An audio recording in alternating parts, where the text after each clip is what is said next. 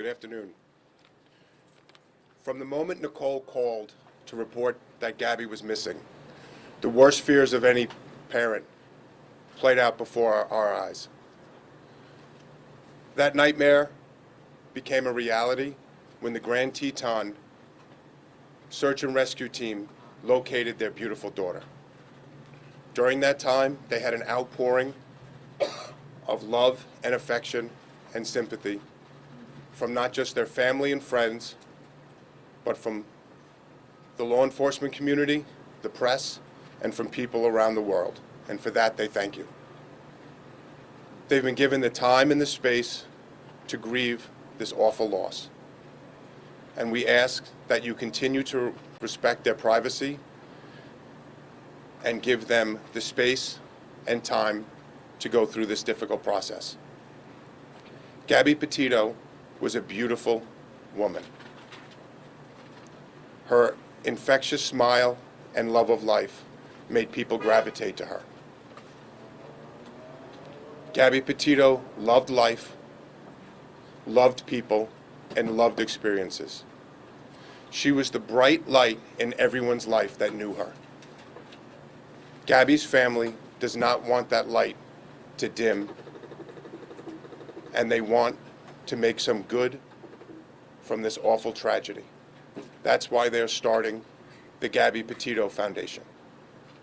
I'm joined today with Joe and Tara Petito, with Jim and Nicole Schmidt, and close friend Gary Ryder. They're going to make some statements, and after that, we're going to take some questions. Nick? No?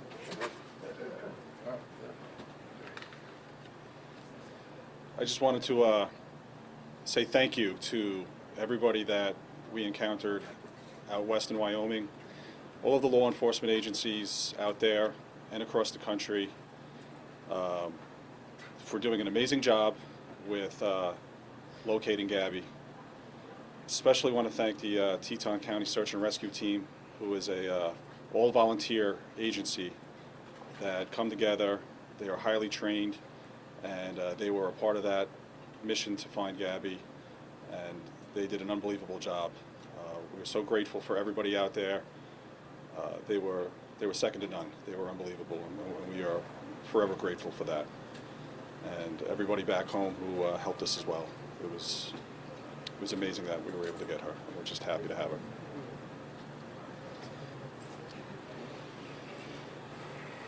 How you doing? I'd actually like to thank all you guys, all right, ladies and gentlemen of the media, press, especially the people that are behind the camera, all right? They don't get enough credit for what it is that they do, and so I do appreciate all them. Social media has been amazing, so I'd just like to thank everyone, for that. I do, it is greatly appreciated. That was very helpful in bringing our daughter home, so thank you very much. I don't think we can thank everybody enough. I really want to thank the AWARE Foundation and We Help the Missing for putting her poster out there. It reached over 2 million people within 48 hours. It was all over the world. Yeah. And I especially want to thank Detective Tracy Barry of the 5th Precinct here in Patchogue, because without her, we don't know when this would have even happened. She got the ball rolling. She's my angel, and I thank her the most. Thank you. At this time, we'll be taking questions. Dr. Burns, NBC News. The hashtag Justice for Gabby has been trending. You mentioned how much social media has been helpful in locating her and in this investigation. What does Justice for Gabby look like from here? Do you want me to answer that? Yeah. Justice for Gabby is that we see justice for her homicide. The FBI has classified her death a homicide. They are the premier agency in the country. They're investigating her death, and we believe through their investigation we will have justice for Gabby. Rick. Yes. We haven't heard from the Laundrie family. We haven't been able to hear much from the FBI. They can't share a lot with us about Brian's whereabouts. Is there anything that you can tell us about the efforts to find him, what the family thinks about where he might be, and the Laundrie family silence? Again, for the Laundrie's silence. The Laundries did not help us find Gabby. They're sure is not going to help us find Brian. For Brian, we're asking you to turn yourself in to the FBI or the nearest law enforcement agency. Yesterday, the Laundrie family released a statement saying that Mr. and Mrs. Laundrie are not helping Brian get away and hide. Do you believe them? That's for the FBI to investigate. I believe that they're the preeminent law enforcement organization in this country, and I know they're investigating all avenues of this case. Rick, Trevor L. from ABC. Yes. You touched on trusting the FBI here. Does it bother the family at all that Brian Laundrie's still not named as a suspect in Gabby's disappearance? The parents are 100% happy with the FBI. They've been with us at every single step of the way, and we know that they will bring justice for Gabby. Mr. Stafford, Athena Jones from CNN. Can you or the family talk at all about or describe what kind of contact you had with the Laundrie family since early September, and what your previous relationship was like with that family while Gabby and Brian Laundrie were dating? Any sort of insight you can give us into those contacts? We're not going to talk about the relationship between the Petito, the Schmidt, and the Laundrie family. The Petito and Schmidt family have spoken with the FBI, and they've requested that we don't discuss any relationship between Gabby, between Brian, or between the three families. Can you just It's explain good to what ask about happened? the foundation. Yes. And you don't want her light to go dim, so what will the foundation do to keep her light shining?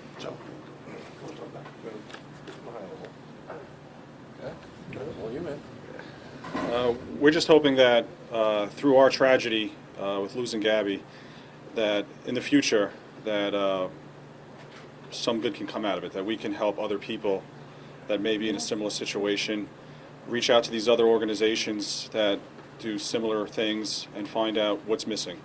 You know, what can we do to fill that void? What can we do to help people? Just from the Aware Foundation alone and reaching 2 million people, they told us that other law enforcement agencies are now starting to look back at other missing persons cases and starting to reinvestigate them and look into them. And we're just hopeful that we're able to help people in the future, you know, just try to get through something similar. In the vein of not letting her light grow dim, I noticed Mom and Dad have some new tattoos that resemble that of Gabby. Would you be willing to tell us about that? Yeah, these were tattoos that Gabby designed herself. She was an artist, and I wanted to have her with me all the time, so we all I feel it. This helps. we all that. put them. We all. Can you all show us? Show us. Got 'em. Everybody Can you It's tell all us right, what we they do. say and just let it be? Let it be. Let it be. Let it be. Believe. believe. Yeah, sure. And you said Gabby designed those? Gabby drew this one. Yeah. Listen, here's the end all, right? We Bye. We need positive stuff to come from the tragedy that happened. All right? We can't let her name be taken in vain. We need positive stuff. All right? So anything that we can do to bring that up and help people, that's what we want to do. Joe, do you think Brian's still alive? I'm not going to talk about that. Mrs. Stafford, Cecilia from Music, just about the community coming together. I mean, we've been at the memorial almost every day, and you have people coming from all over Long Island, from Montauk to the West End, because they all say they felt such a connection to Gabby. Like somebody said, she reminds him of her son, things like that. What does that mean to you, that she's just drawn emotions from so many people over the country? I mean, I'm sure, and your Blue Point community with the candles being lit. Can you just step up and possibly respond to that outpouring and what it's meant to you? I don't know how to respond to that. I just hope that people are inspired by her. It's hard to put into words, but it means a lot to me that she's touched so many lives already, and this is only 2 weeks into it, and I'm so proud of her for doing this, and we're going to keep it going, like you said, keep the light going and help a lot of people if we can. And will the foundation just be for missing children or missing adults as well? I think it said children, but I didn't know. We're still working out, you know, this has only been a few days, so we're still working that out. We want to help in any way we can. I just want to add to the last question that we've received letters emails, cards from all over the world, from Australia, from Europe. We had people from Italy. We had people at the funeral that came from as far away as Texas, as Florida, as California. So people from all over the country have called and sent their well wishes. Rick, can you Yes. confirm that the fraudulent activity that Brian's been charged with, was that Gabby's card that he was using? That's something you're going to have to talk to the FBI about. That I know that they have unsealed an indictment, so I believe they would be the best agency to deal with that. And just a question for Joe. Joe, you mentioned social media. Can you tell me, do you feel obviously that the outpouring of people all across the world with tips coming in, that social media helped find Gabby? And how do you feel knowing that she was someone who wanted, you know, she was in social media, the videos she made, everything else? I don't want to dismiss the ridiculously hard work that the FBI and law enforcement all around did, but social media has been amazing and very influential. And to be honest, it should continue for other people too. This same type of heightened awareness should be continued for everyone. Everyone. And that goes for you all too. Joe, your words at the memorial service were very touching to many people. And I'm wondering if you've heard from people who heard your words about being inspired by Gabby's life and also leaving bad relationships. Yeah, you know what, why don't you do that? Again, we've received messages from individuals on many issues since we started the foundation, and there are some that were really personal, and at this point we're not going to get into that. Has the family spoken with Jen Bethune, the woman who took the video of the van? We've spoken with numerous people that gave tips to the FBI and to us. So they have spoken with Jen Bethune? I believe they have. Okay. What do you make of people like Dog the Bounty Hunter and John Walsh getting involved in looking for Brian Laundrie? Again, we, just like we ask for help to look from everyone, that if they see Brian Laundrie or any information on that, we're asking that they call the local law enforcement or the FBI. We welcome everybody's help to find him. And if you have any information, we're asking that you call the FBI tip line or your local police department. So we'll take help from everybody. What's the plans for remains? Has FBI Denver contacted you about timing or when that might be back? Will somebody go out there? You want to talk about it? I didn't have a question. Do you want to do it? I'll talk about it. So,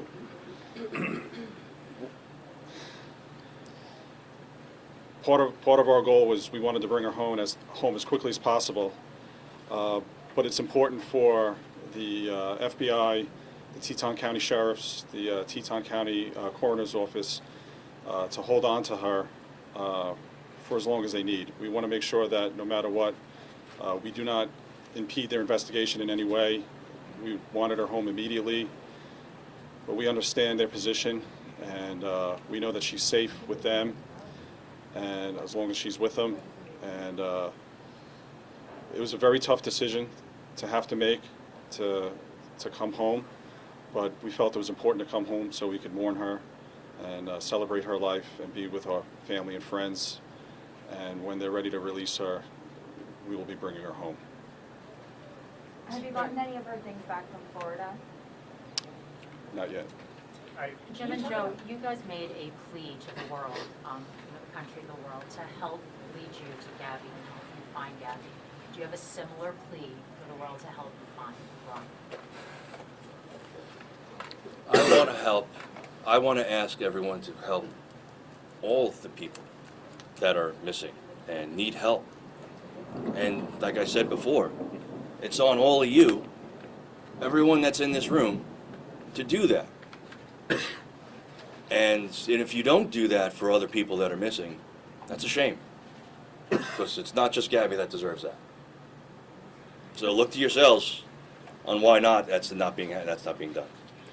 And with Brian, that's our focus is still on mourning Gabby and honoring Gabby. The FBI is doing everything they can, and we have our full faith in them. So.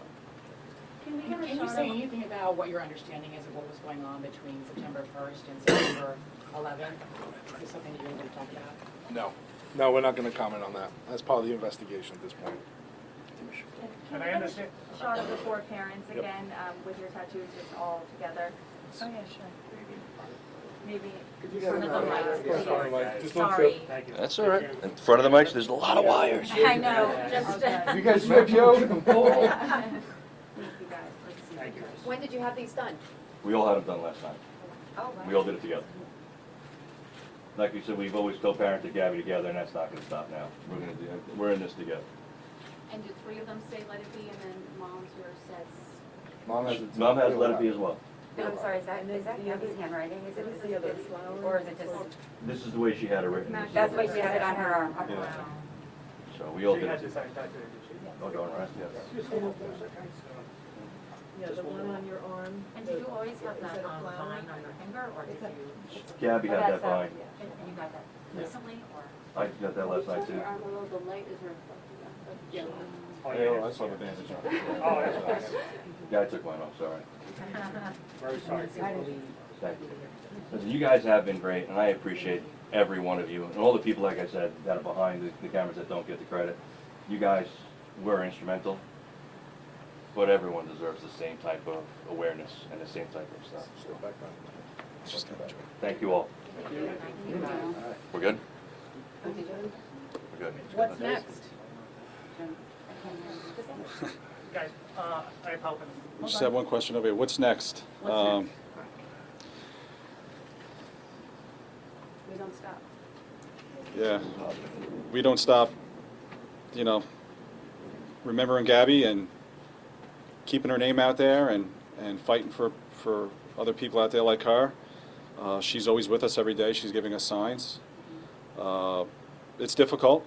You know, we've been talking. We don't, like, where do you go from here? How do you go back to normal, whatever normal may be from here on out? But we have each other. We're a big family. We have a huge support network.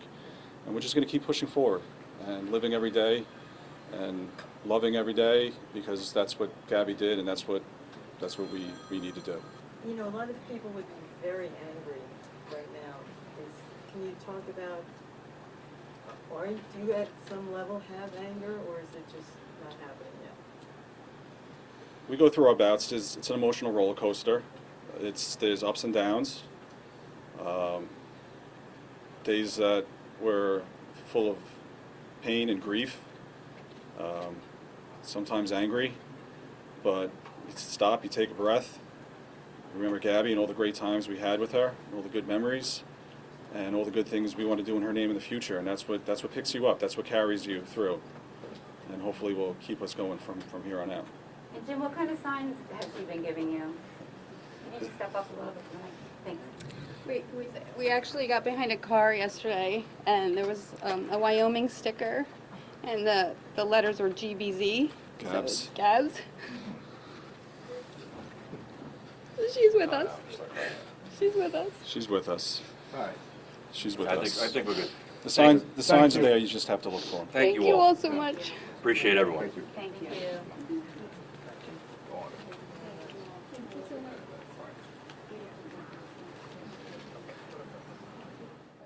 We don't stop remembering Gabby.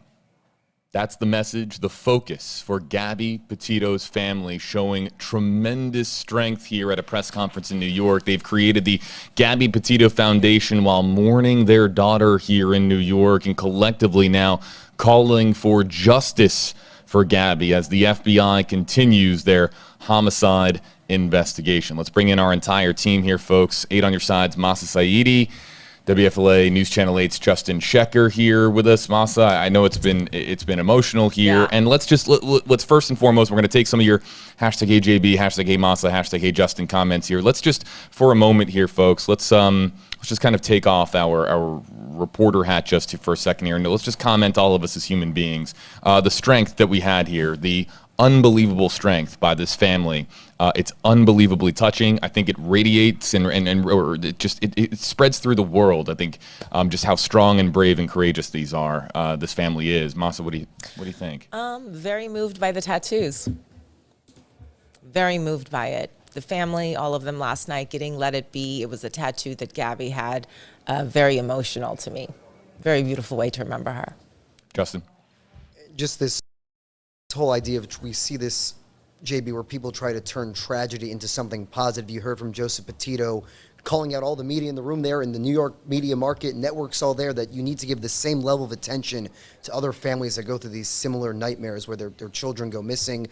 We did hear a lot about this foundation to try to keep her bright light alive, and how this family will remain committed to celebrating the life of their daughter, but also trying to help other families that sadly end up in similar situations. Everybody bear with me here. We are trying to reconnect with some of our audience here where we lost signal, so I'll continue. Why don't you guys continue just to break down here what we've learned here in this press conference? Well, I will tell you, what we didn't really learn anything more about. The family was very careful, obviously on the advice of their attorney, to not release any information at all about, the criminal investigation. Reporters had all sorts of questions. Do you have any idea what was happening from September 1st to September 11th? They declined to answer that question.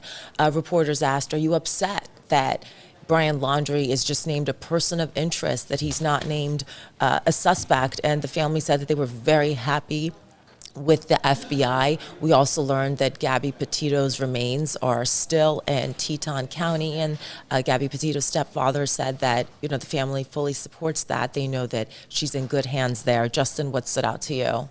I think there was one quote I wrote down, I believe it was Jim Schmidt might have said this, that the Laundrie family did not help find Gabby. They don't think they're going to help find Brian. But they were very limited in terms of answering questions about Brian. Obviously, they wanted to keep the focus of this press conference on announcing this foundation in her memory. You did hear throughout the press conference, the family reaffirmed their confidence in the FBI to go forward with this investigation.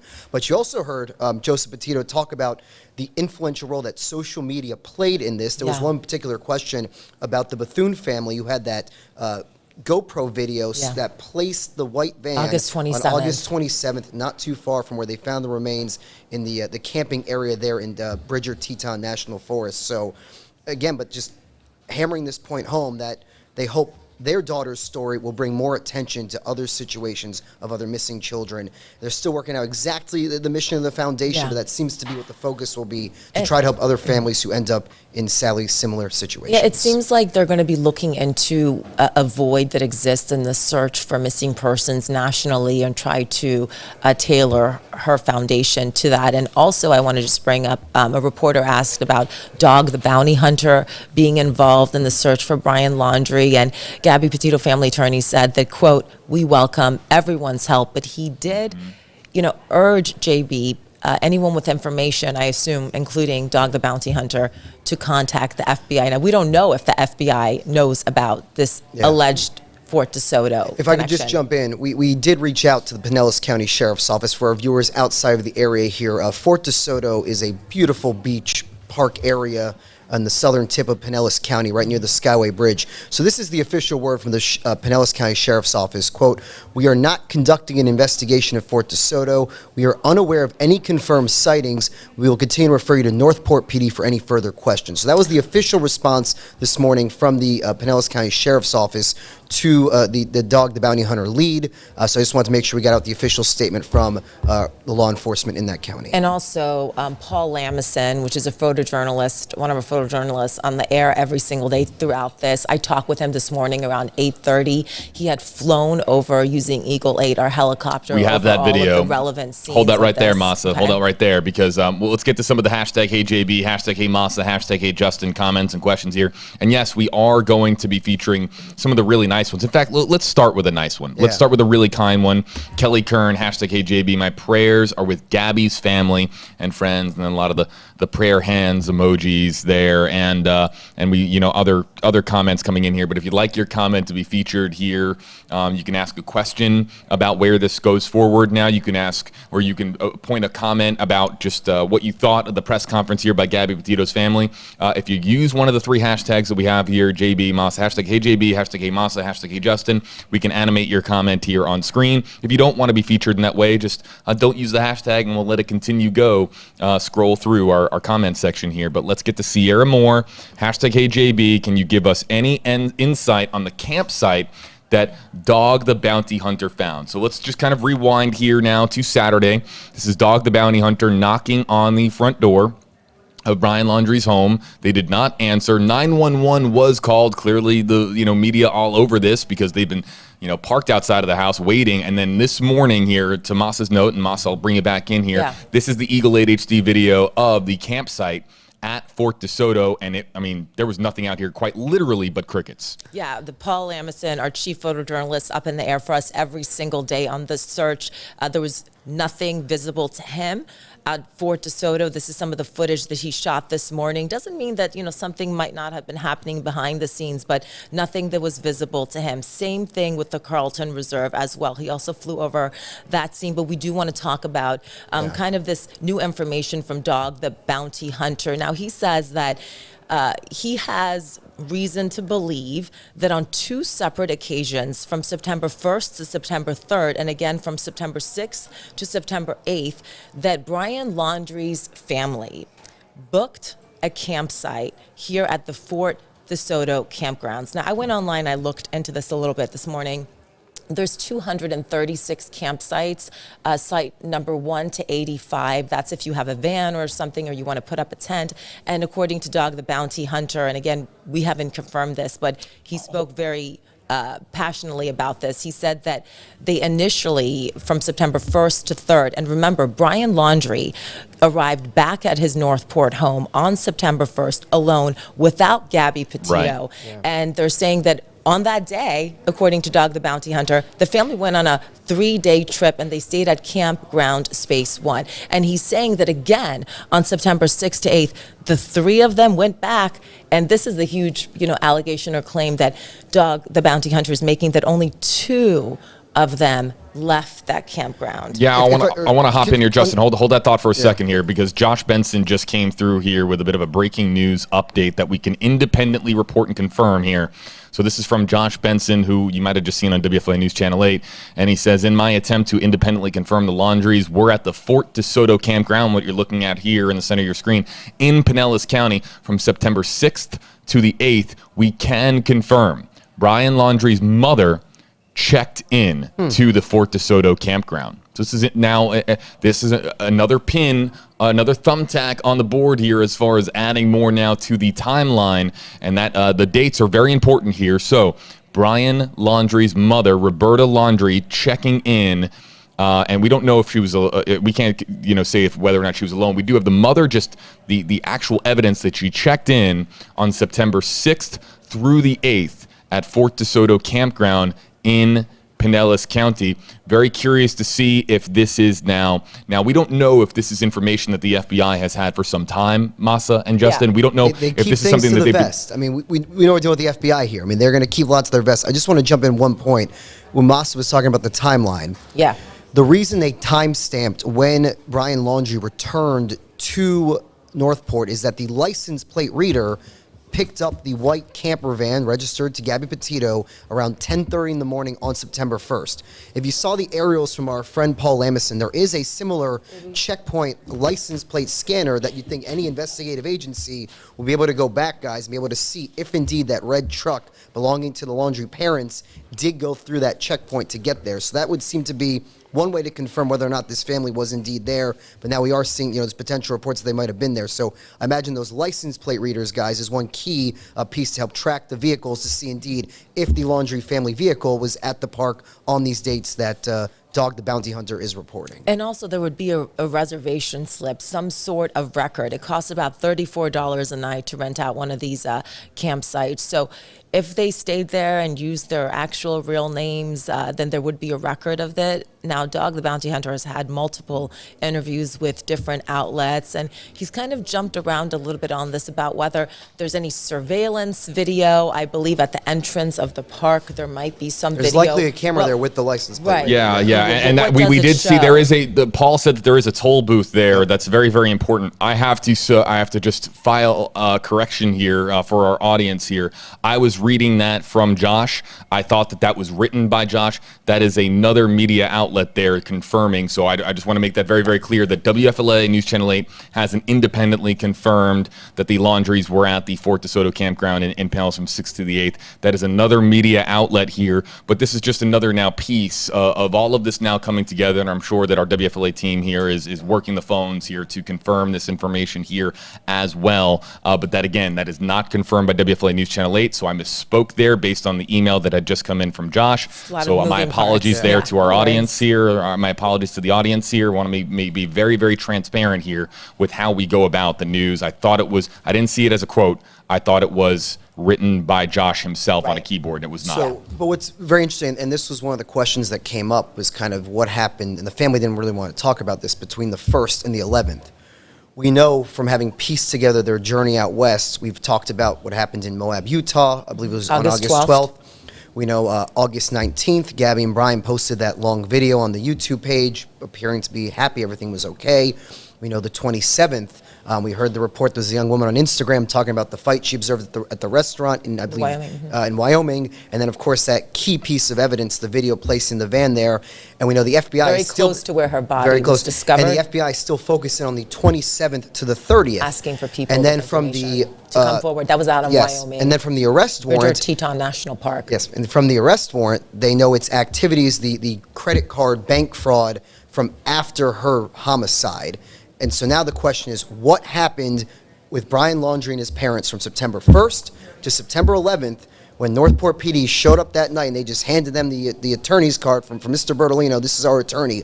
Where was Brian in those 11 days? Where is he now? And that has to be the focus of trying to figure this out. And imagine the FBI, if Dog the Bounty Hunter has contacted them, will try to verify these reports that the family went to this campground, you're looking right on your screen there, during that 1st to the 11th. Guys, if I could hop in here, I just want to get to some of the, Mossy, you have a quick note, I want to get to some of the comments here. As of 11 last night, Dog the Bounty Hunter was telling reporters he had not contacted the FBI, which is why I imagine the Petito family attorney said, we'll take anyone's help but contact the FBI. JB? I want to take this one really quickly because this is new information here, and I can answer this question based on information that has been available in our newsrooms of late, or newsroom recently. Kelly and Chris Weaver, hashtag HeyJB, hashtag HeyMassa, hashtag HeyJustin, is the FBI out still searching the reserve.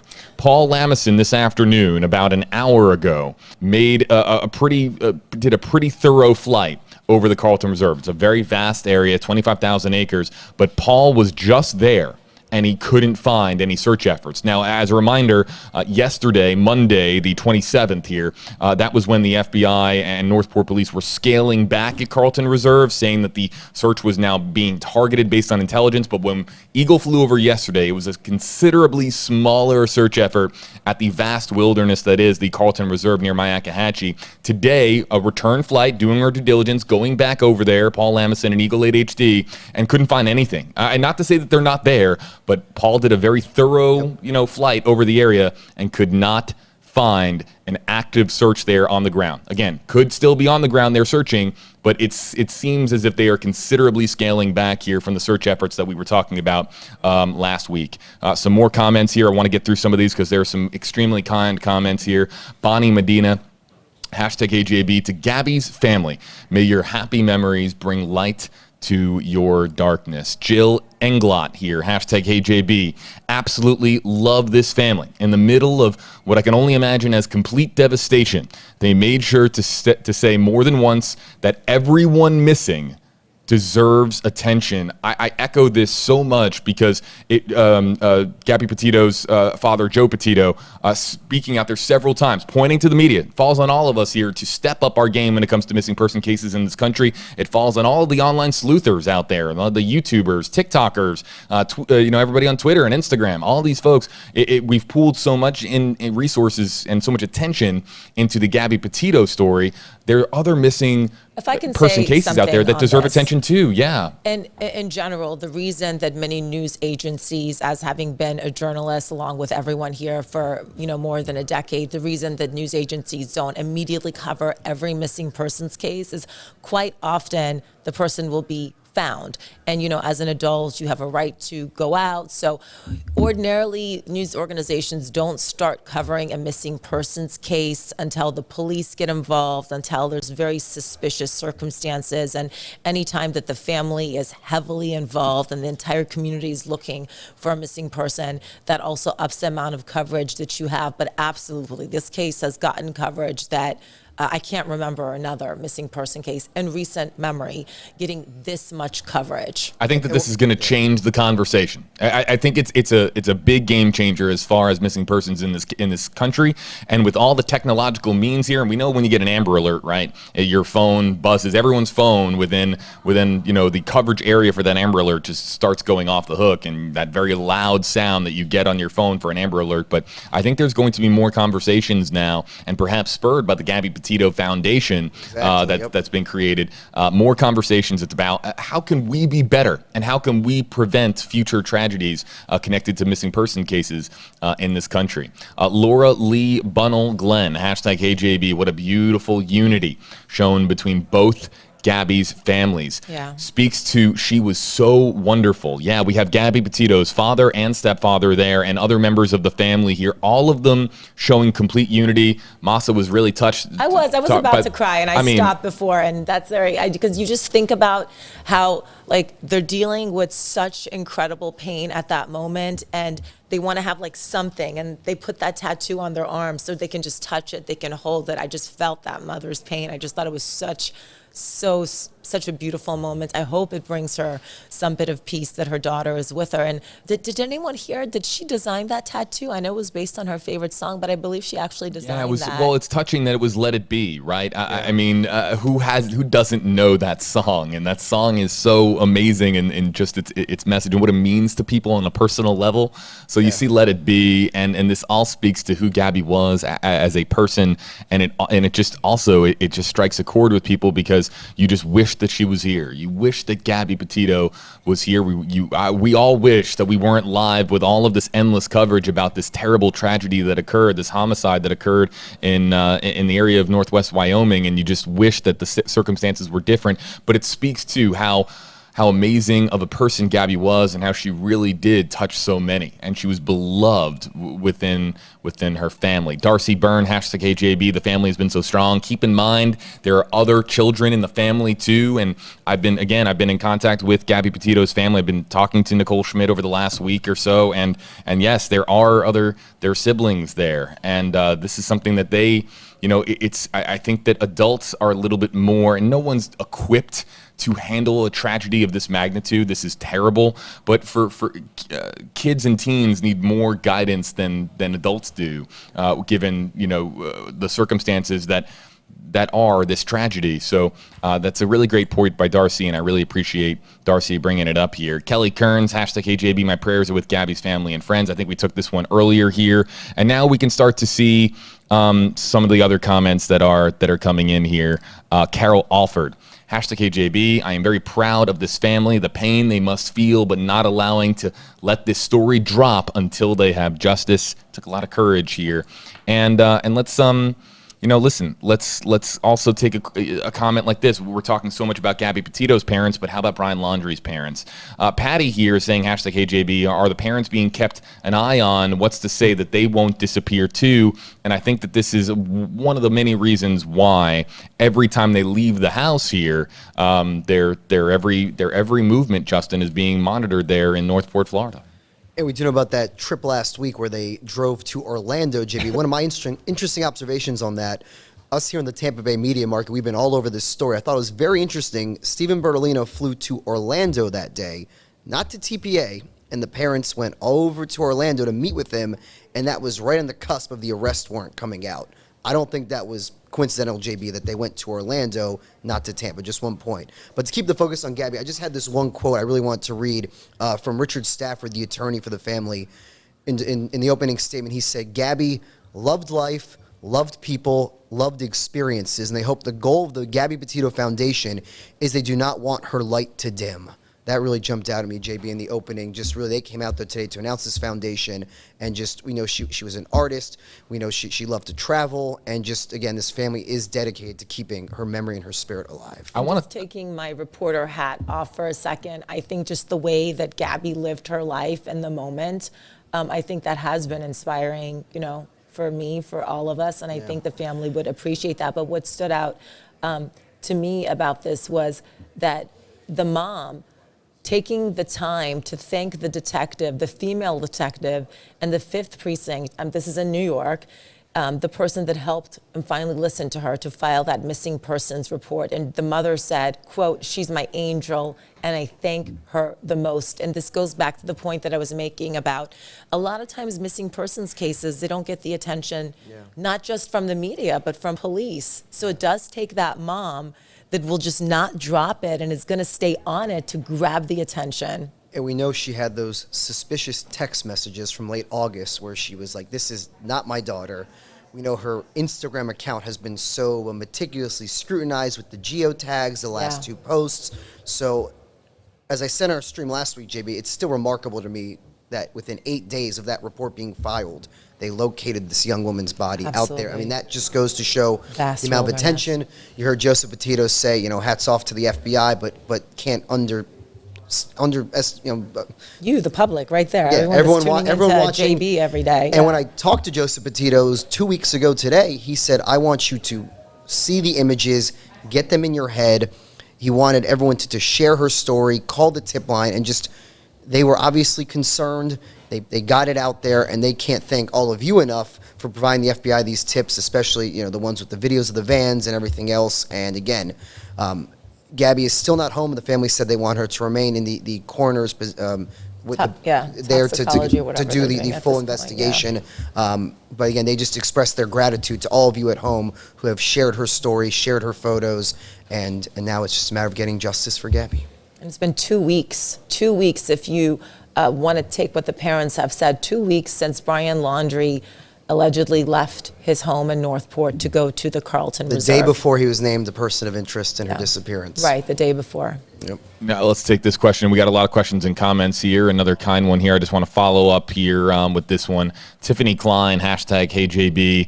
The positive co-parenting these 4 parents show is absolutely astounding and inspiring. And from you saw the other woman who's in the press conference, that is Tara Petito, her stepmom, and she was on the Zoom interview with me 2 weeks ago, and she's always felt like Gabby's second mother. And you heard Joseph Petito say after Jim Schmidt spoke on Sunday that they're both her fathers, both her parents, and that she was so loved and adored by these 2 sets of parents who helped raise her.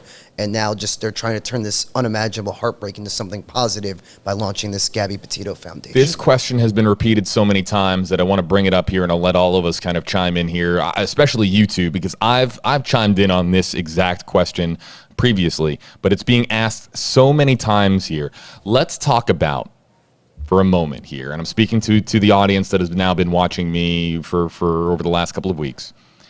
Let's just and this will all make sense, the strength that Gabby Petito's family showed in stepping up to the podium here and speaking, all the grief, all the unbelievable heartache, all of this pain that they are feeling, and they still were able to come forward, step up to the microphone, and it wasn't about them as much as it was bringing awareness to other missing persons, commending the FBI, even though some online have been extraordinarily critical of the FBI and wanting more results from the FBI. The amount of grace and strength and courage that they showed here is noteworthy, especially according to our commenters now, especially when you compare it to what Brian Laundrie's parents are doing. And I want to take this comment here from our audience here. Georgia Dollar. Hashtag HeyJB, hashtag HeyJustin, hashtag HeyMassa.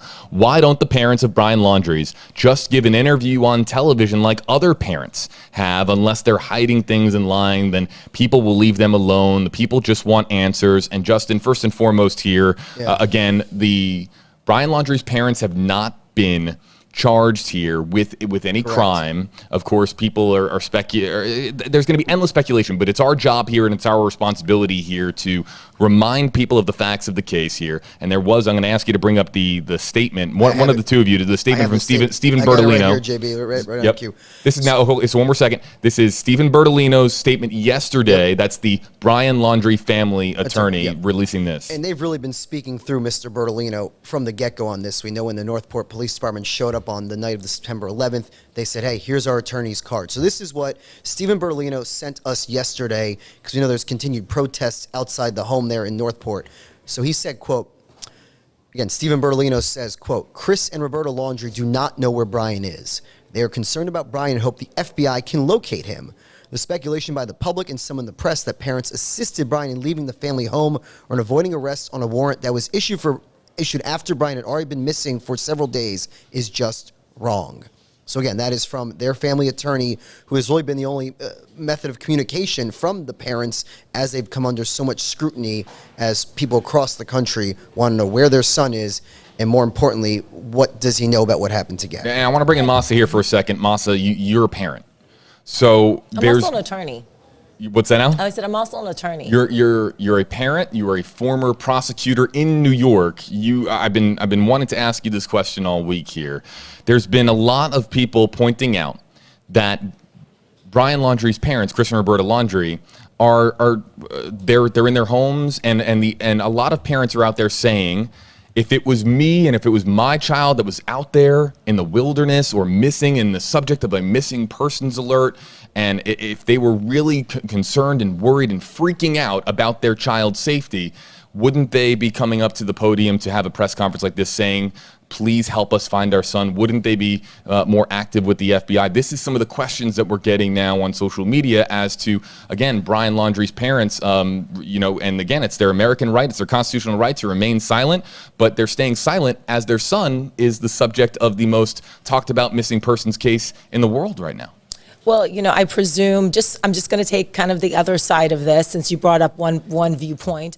I assume that they have, talked with the FBI. They said, whether you believe them or not, they have said this is the last place we saw him, and at this point, I think everybody is looking for Brian Laundrie. So I'm not sure, how much it would help the effort if they got out there and said, help us find Brian Laundrie at this point, especially since a lot of people assume that Brian is the one that did something bad, since he's the sole person of interest in this investigation. And this just really reminds me of everything that people were saying when Brian Laundrie refused to cooperate, when Brian Laundrie refused to talk. As much as it frustrated law enforcement, as much as it made so many people on the public say, well, that's it right there, he's guilty. As, a straight up journalist and also as an attorney, I have to just respect that, he has that right under the Constitution to not incriminate himself, and that is the right that he's exercising. And I think his parents also, have that right to not speak to anyone, and that is what they're choosing to do right now. And I don't know if the parents went out and said, help us find Brian, we're so sad, how much that would actually, make people say, oh, let's go find Brian. I feel bad for him now. So, any thoughts there, Justin? Again, I think it's part of the reason this family is under so much scrutiny is they haven't come out and said anything if they're concerned. But again, they'd be pampered with questions. They'd get, all the questions they don't want to answer, and understandably they're remaining silent, and they will continue to put out statements through their attorney as they've done from the get-go. Here's where they could get in trouble. They could get in trouble if they gave false information to law enforcement. That would be like hindering the investigation. They would get in trouble if they were like tampering with witnesses. But at this point, just choosing not to go out there and have interviews with, the press, that is completely their right. Yeah. Let's take some more questions and comments here via social media, but again, #HeyJB, #HeyJustin, #HeyMasa, and standing by on whether or not we're going to get Josh Benson here in the stream. And Josh is walking by. Are you available in the next few minutes? Okay, so I know that Masa does have to get going here shortly in the next. I'm good until 2:30. Okay, you're good until 2:30. All right, so we'll make lemonade, as they say. We'll try to get as many voices in here as possible. You mentioned yes, Justin. Josh sent an email to the newsroom. I know about the report. We corrected earlier. So this is what Josh sent us a few minutes ago. Josh says he called the park and inquired about the records. We're talking about Fort DeSoto Park with this. You're looking on your screen right there. Josh writes, they've been told to refer all requests regarding any records, guests, or inquiries regarding Brian Laundrie to the Denver FBI field office. So thank you to our friend and anchor. And look, and that's the thing, once Northport turned this over to the FBI, I've sent them emails, and I asked specifically to the FBI, can you say with certainty the video of the white van in the park helped lead you to the body? And I got we're not going to answer that question. It was a simple yes and no question. One thing that our colleague Walt Buteau has pointed out, JB, is just how in this social media age, we're literally getting our updates, the arrest warrants, the developments from the FBI's Twitter page. That is just me to the Twitter page. Every time I ask questions, fascinating to all of us who have been in the business a decade or more, dealing with federal law enforcement. That is where we are these days. So, but again, thank you to our friend Josh Benson for having reached out. They're saying any questions about Fort DeSoto Park, you're looking on your screen there. We'll have to go through the FBI. We know the FBI can be pretty tight-lipped about things. Always. But they did want to get out that arrest warrant last week. With the bank fraud and the accessing the $1,000, so that made him now a wanted fugitive for his activity used the after Capital One card and debit of someone. And Didn't say Gabby, but they someone. asked a reporter asked the attorney whether it was her card, and he would not comment on that. That is unconfirmed, but we know it's activity after the homicide. Someone else's Gabby card. Petito. Someone else's card. I can't help but wonder what J. Edgar Hoover would have thought about the FBI using and one Twitter, of those using Twitter. That's an interesting thought here. Tiffany's comment's been up here on screen. I want to acknowledge it. Hashtag HeyJB, hashtag HeyJustin, hashtag HeyMasa. So why don't the Laundries make it right and come out with their own press conference? There's a lot of comments out there like this one, like Tiffany's here, and let me just chime in here. And Masa's a former prosecutor. It's great to have her insight here on this as well. The Laundrie parents right now are so radioactive as far as them coming forward that if anything that they were to say, even as sincere and genuine and well-intentioned as it might be, they're just going to get prodded nonstop here. And so I would imagine that, of course, that the Laundrie parents are following the advice of their attorney, Stephen Bernalino, in right now not holding a press conference similar to what you just saw from Gabby Petito's And family. the one day we know it was last Tuesday, I believe he had planned a press conference, Mr. Bertolino. He did. And then canceled it. And I remember I said at the time was probably the right thing to do from a PR perspective, because that was the day, sadly, we learned her remains were confirmed to be her, and they ruled it a homicide. So that was the only time in the 2+ weeks of covering this that their family attorney said he was going to come, take questions, do a press conference, and that was canceled. And sadly, that was the same day we learned that this is now a homicide investigation.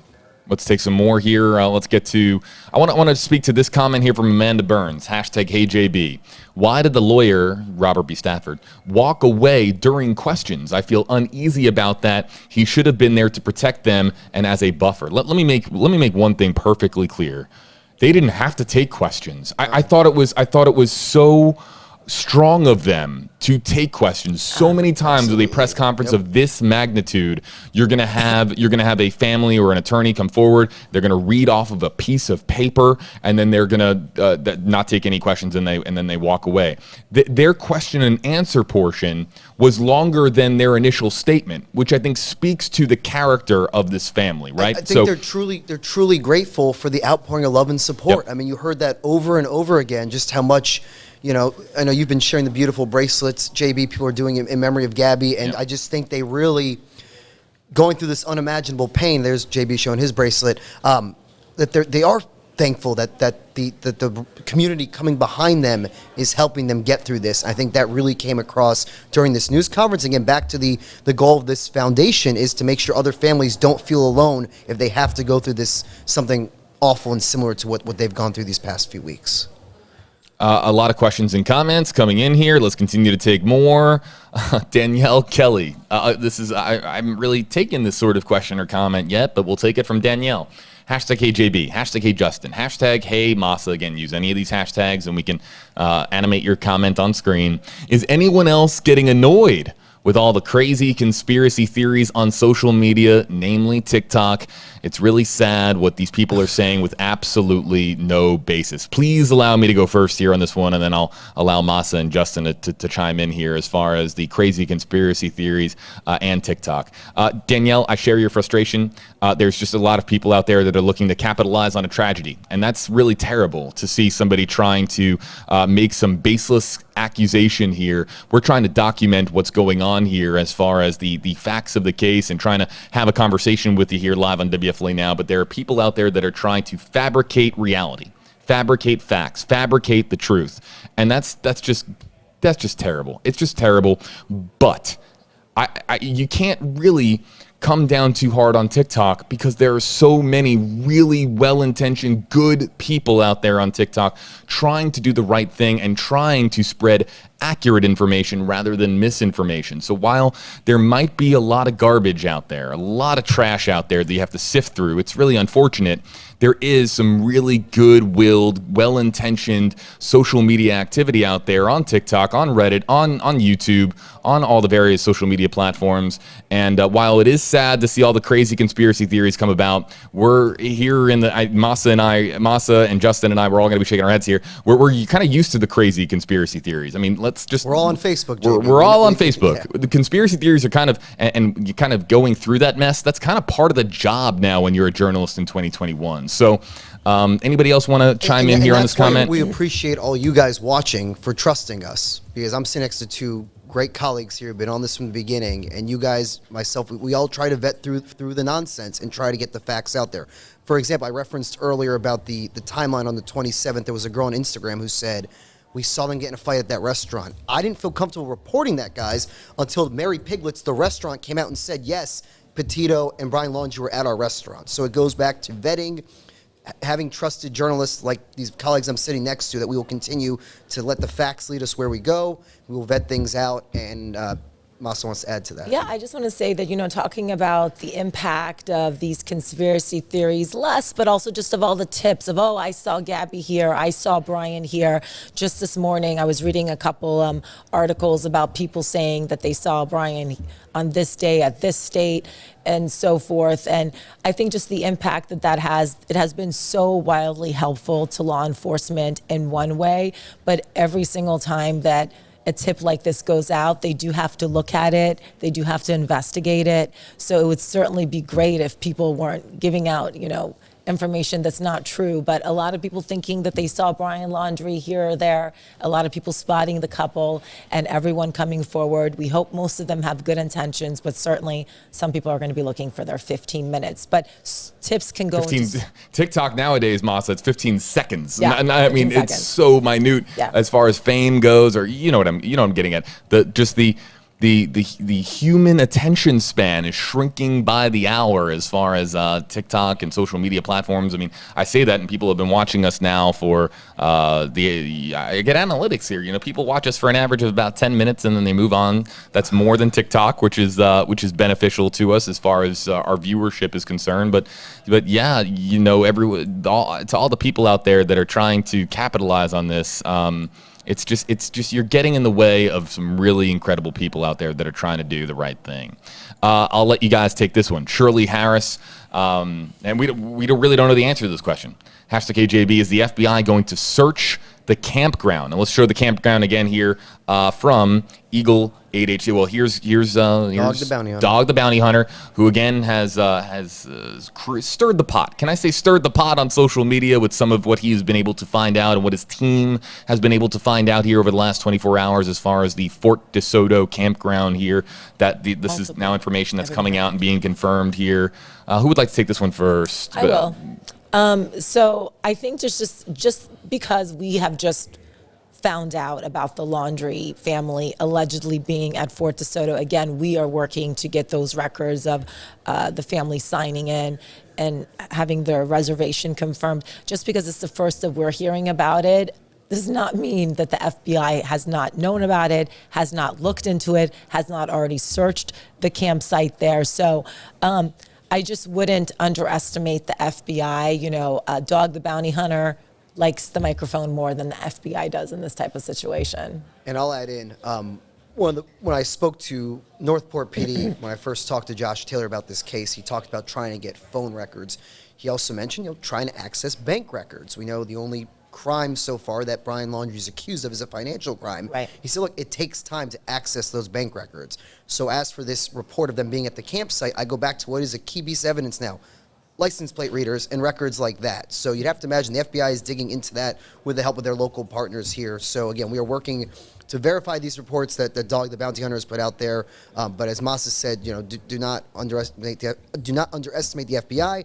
And the family made it clear at this press conference they have full confidence in federal law enforcement to get justice for their daughter. And if I can just add one quick thing, the Pinellas County Sheriff's Office saying to us today, quote, "We are not conducting an investigation at Fort DeSoto. We are unaware of any confirmed sightings of Brian. We will continue to refer you to the Northport PD." They should mean the FBI for any further questions. 1-800-CALL-FBI tips. I'm going to put you guys on the spot here. Josh Benson standing by to sit down here with us and carry the conversation forward. Who would like to stay and who would like to move on here in the newsroom? Deadline than me, Masa. But I'm good staying, until 2:30. Josh's info. I guess I'm being. All right, so Justin, you want to hop back on with us at 2:30? I mean, if we're still streaming, yes. That way I'll be around, JB. All right, Justin. Thanks a lot. Hey, Justin, maybe if you find out something. I'll call Fort DeSoto. We'll try.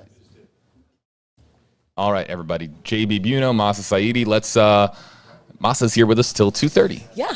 That's great. Masa, thanks so much for spending some time here with us again. Our journalists here. For you. Let me just explain. Thank you, Masa. Let me just explain how this works. Our journalists have responsibilities to our broadcast product, to WFLA News Channel 8, and filing reports, television reports. And so they can sit down here with us for a period of time, and they can dedicate some time to this. But the more time that they sit down here, the less time that they have for their other responsibilities in the newsroom. So it's an active conversation here as far as getting them involved and being able to sit down with them. And it's great to have folks like Masa join us here. Masa, as I bring Josh here into the conversation, what else would you like to point out here at this hour? I can tell you about, what I'm going to be working on for our news tonight at 6. The Moab City Police Chief taking a leave of absence. We don't know how long this is going to be, but we have confirmed that he's taking a leave of absence under the Family Leave Act. The department has really gotten a lot of bad press, to say the least, for the handling of the incident that happened in Moab, Utah on August 12th. That's when a 911 caller claimed to see Brian Laundrie slapping, hitting Gabby Petito. Law enforcement found their vehicle, pulled them over. Ultimately, you saw police and body cam video more than an hour long, tried to get to the bottom of it, but ultimately they determined that Gabby Petito was the aggressor in that case. Nobody was arrested, nobody was cited, and a lot of people saying if that case had been handled differently, maybe we wouldn't be where we are right now. We know the city of Moab has launched an investigation into whether the police department violated any of their policies and procedures, but the news that broke last night, what I'm going to be focusing in on today at 6 p.m. is the fact that the police chief has now resigned. JB. All right, Masa Saidi here with us with the latest, and she'll have the latest tonight on WFLA News Channel 8. Let's bring in Josh Benson, everybody, from, of course, your local friendly televition news station, Masa, WFLA News Channel 8. But I don't mind it. I don't know. I kind of like it though. Yeah, too much talking. I'm right next to Josh, so he just loves to hear my I hear voice Masa talk all the day time. long. You're so lucky. Josh, we're going to bring you right in here to talk about this character here, and quite literally a character as far as reality TV goes. What are we learning this hour about Dog the Bounty Hunter and about the search or the lack thereof, perhaps, at Fort DeSoto in Pinellas County, Florida? So the latest right now is I just got off the phone with the office at Fort DeSoto, and I talked to a representative who's managing the office, and she says, I was asking for records, obviously wanted the records of when people went there. There's tipster claims that the family was there on 2 separate occasions in September. And now we're starting to see on social from different media outlets the logs of these visits by Roberta Laundrie. Smith lists her name specifically, but now everything is being directed to the FBI. So I'm trying to get some information or get the proof that they were there. as quickly as possible. We might have to take some additional steps to do that, so we'll probably need our reporters to do some of that and get the records that we can try to access on the fly. But that's what's happening right now. So if I look at it from a search perspective, we talked about the reserve. Right now it's quiet. Eagle 8 just flew over it not too long ago, and it's very quiet out there. As we're looking at here, and again, folks joining us here, you can use hashtag HeyJosh now, hashtag HeyJosh, hashtag HeyJB, hashtag HeyMasa. Let's get some more questions going in here in the YouTube Live, Facebook Live conversation, or comment section, excuse me. But Josh, not to interrupt, you can continue. No, it's all right. Masa, what do you think about what's unfolding here over the last 36 hours as far as Dog the Bounty Hunter goes? And it's just created a massive sort of intrigue online. This is what reality TV does, right? I mean, it's their jobs to strike up intrigue here, and it seems to be working on places like Twitter. Yeah, I think it's intriguing, and by the reports that Josh just referenced, what Dog the Bounty Hunter is saying seems to be getting checked out by other media outlets. Again, WFLA is working to confirm and get those records. But what he was saying last night to other reporters and other news outlets was that the family went there twice to Fort DeSoto, which is about 75 miles away from their home, from September 1st to September 3rd, again from September 6th to September 8th. And Dog the Bounty Hunter claims that on September 8th, Brian Laundrie stayed behind and just the parents went back. But certainly he came back to Northport, Florida on September 1st. This new information that appears to be getting checked out, that the family went to this campsite about 75 miles away on the day that he returned. It's intriguing, to say the least. It's intriguing, and I think it's important to remember, too, that is a big bit that's hard to prove if 3 went in and 2 left.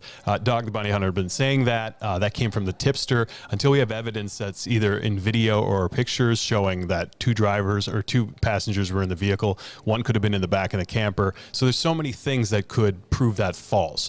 But in terms of what he brought out earlier is license plate records, reservations made by the family, video, any of that stuff we can prove. We can try to prove, and we should be trying to prove that right now. So if we can get any access to that video to show, hey, there they are. Here's the campground they stayed in. There's 2 different campgrounds that specifically the tipster said they stayed in.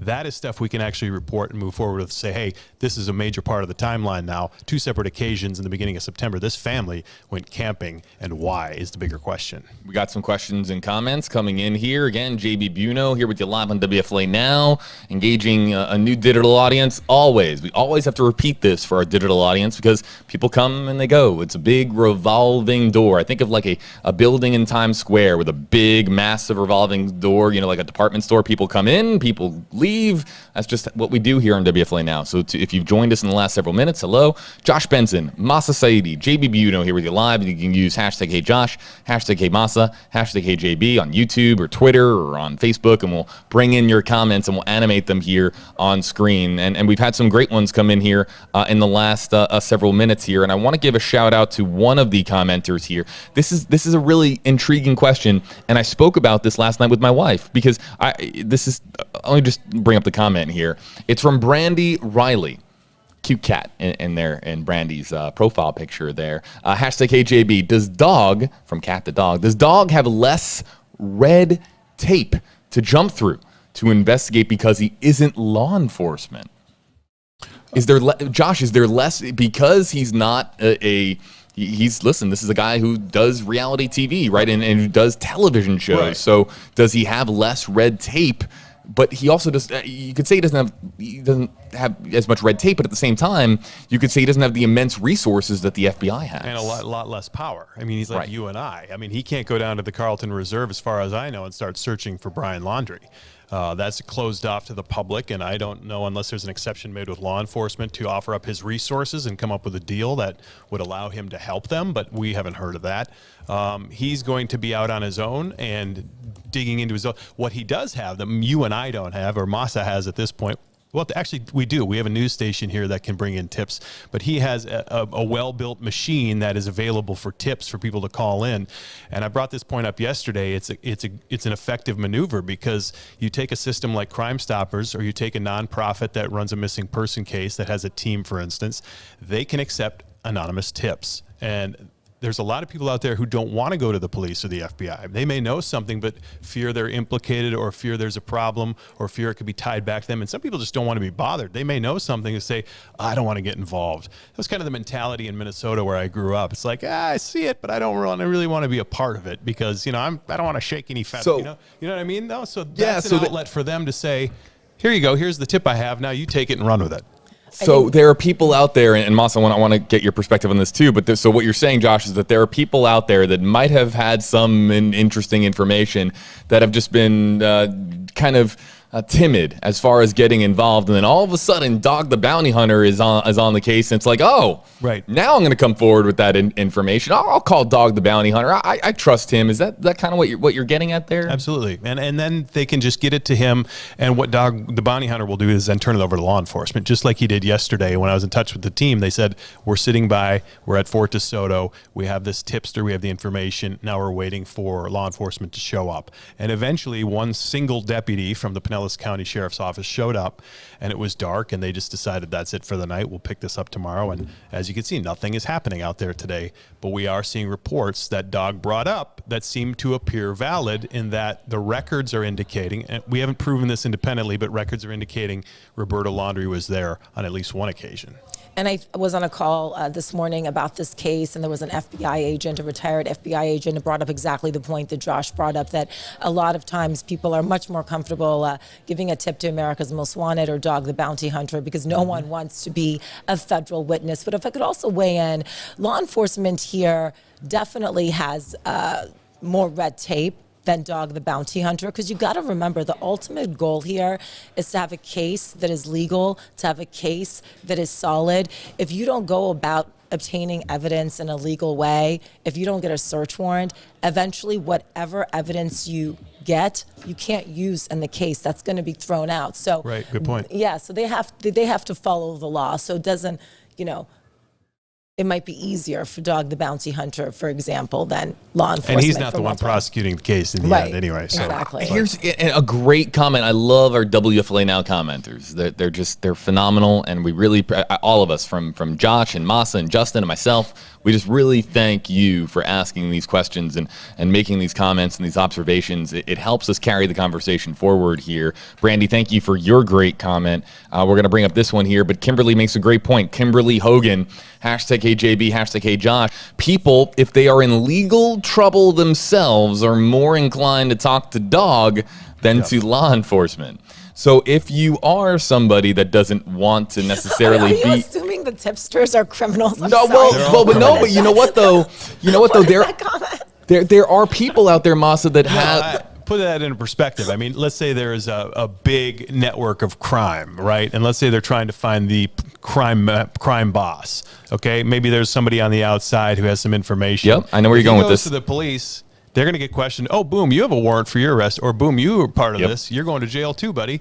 But if this person really wants the crime boss to go down, he could float a tip over to a guy like Dog the Bounty Hunter that could make its way through, and then you're protected in so many forms. Hey, listen, Masa, criminals can help too. I mean, they can, and you might be wanted for a very, very minor misdemeanor charge and just not want to be on the radar of law enforcement, and you'd feel more comfortable. Does anybody care at this point whether or not the information comes to somebody who might be wanted for a misdemeanor or something like that versus somebody who's an outstanding citizen who called 1-800-CALL-FBI? And I'm asking this openly to our audience here. Does it matter to you whether that massive tip that could lead to Brian Laundrie's whereabouts comes from a call that goes into Dog the Bounty Hunter, a call that goes into John Walsh, or a call that goes into the FBI? Does it really matter to you all? I mean, we're all on the same team here, right? I mean, so I'll ask that to our commenters here, but it's an interesting conversation here, an interesting point here from Kimberly.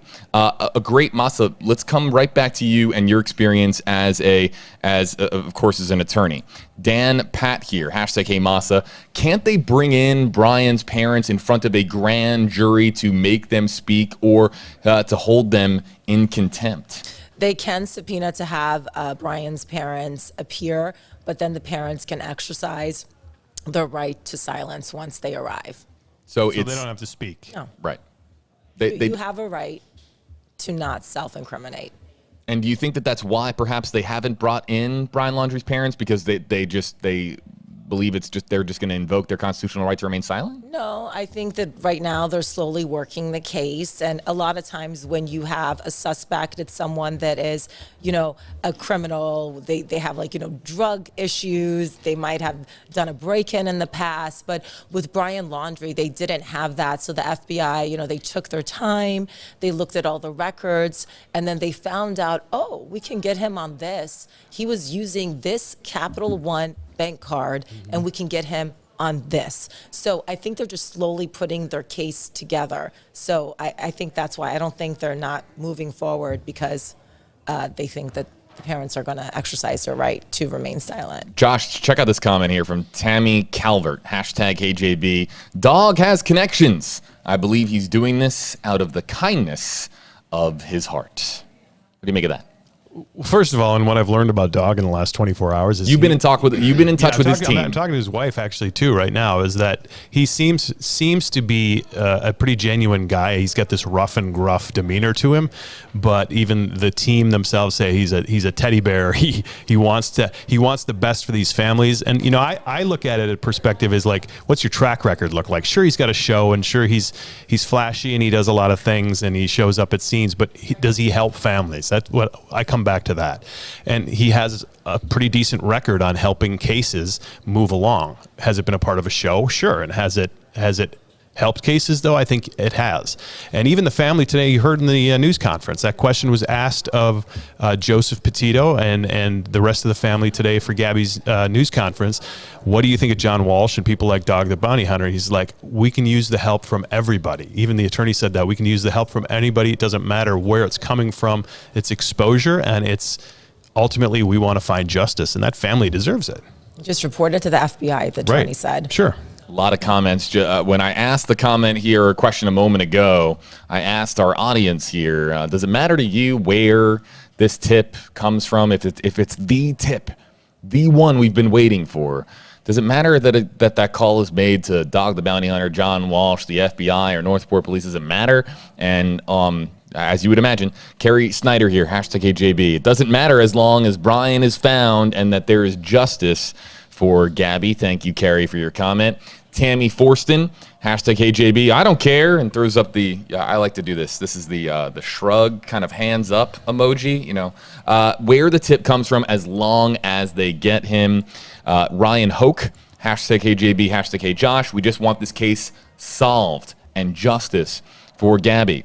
And one more here, Jamie Lynn Diaz here, #KJB. I don't think it matters who calls. It matters that he is brought, and I believe what she meant, brought in. So I think we all agree, right? I mean, we're all on the same team here, Josh Monsa. I mean, Dog the Bounty Hunter clearly, generating a lot of interest online, and there have been people that have watched his show for many, many years and have confidence in him that if, as the saying goes, if he's on the scent, that there's going to be momentum towards justice. And that's, I said this yesterday, people asking me, I've gotten countless messages to my WFLA JB Instagram, to my WFLA JB Facebook. Josh, I'm sure it's been the same for you. What do you think of Dog being on the case? And I said this yesterday, and I'll say it again. Welcome to the case. I say to Dog the Bounty Hunter, thank you, and anything that you can do to help. I would just ask, of course, and he knows this. He's not going to listen to me. He's just going to listen to, of course, the principle here of the situation, and that just anything that you uncover, share with the authorities so that they can pursue it with all the means and resources that they have available to them. So that's what I would say here. Again, Josh Benson, Masa Saidi, JB Biunno here with you live on WFLA Now. Use any of the hashtags here across your screen here. We can't go over the entire timeline here. That's more something for an article. But Susan Eagle, that's a great name for Eagle. We love Eagle. Eagle 8HD. #KJB, #KJosh. Can you go over the Laundrie timeline of when they say they saw him last compared to when they were at Fort DeSoto? So the dates now, Josh, are September 6th. 7th, 8th, as we understand it. That's really what 1st through the 3rd and 6th through the 8th, and I believe the 14th is in there. Did they report him missing on the 14th? 14th is when the family said they last saw him. They didn't report him until the 17th. Days later, right? Yep. So these dates now, they fall in line here, and this all adds up, right? Or does it add up in a way that we have learned something here tangible as far as this now addition to the timeline, Masa and Josh? Sorry, I was just watching Justin Shecker. He's working on something, and he got something, so. Oh, okay, so he's... Good job, Justin. Did he Justin's just working the confirm phones. All right. Yeah, you got to hop... Don't be making wild motions over there. Newsrooms are all open, so you can see everybody, and you can see what everybody's doing, so it's funny to watch. We're right here in the newsroom. Sorry to interrupt that. The timeline, one point I was going to make, too, is there's a lot of focus now on were they there at the campground those 2 dates, the 1st through the 3rd and the 6th through the 8th. And people are like, well, what I find most interesting is right now we haven't confirmed the fact that they've been there both dates. But if they were, why would they have gone twice? A lot of people are talking about why would they go and then come back and then go again. Mm-hmm. That's super suspicious, in my opinion. But keep in mind, too, if Brian Laundrie came back and had a story for them and told his parents, well, yeah, we had a fight. She decided to stay out there. She's going to rent a car and drive home when she's ready, or something along those lines. That could have happened. That could have happened that they didn't know exactly what happened out there. We don't know that, obviously, but maybe that is a reason for them to be out at a campground. Well, now these are just talking through like what could have happened, and it's speculation. But a lot of people are wondering, well, why would they go there twice, or why would they go there at all? Let's not forget the Guthries here. Right. So the Guthries, right? They say that the Guthries, when they spoke to Fox News in that interview on national television, and they said we saw them leave for a 3-day camping trip with the camper, and it was about a week to a week and a half after Brian returned home, and we know that Brian returned home with the van on September 1st, right? So is the 3 days here, as far as going to Fort DeSoto, match the 3 days from the camping trip from the Guthries? Well, did they give a date? This is my point of view. The Guthries never gave us a date. They never gave a date. Okay, so if they said about a week, then it seems like they would have caught them on the second trip. But it was 6th to the 8th. It sounds like, because if they got back on the 1st, and the first trip was September 1st to September 3rd, it sounds like the neighbors across the street had seen them depart for that second alleged outing. And that is Labor Day weekend. So now people, was the camping trip that the Guthries were talking about.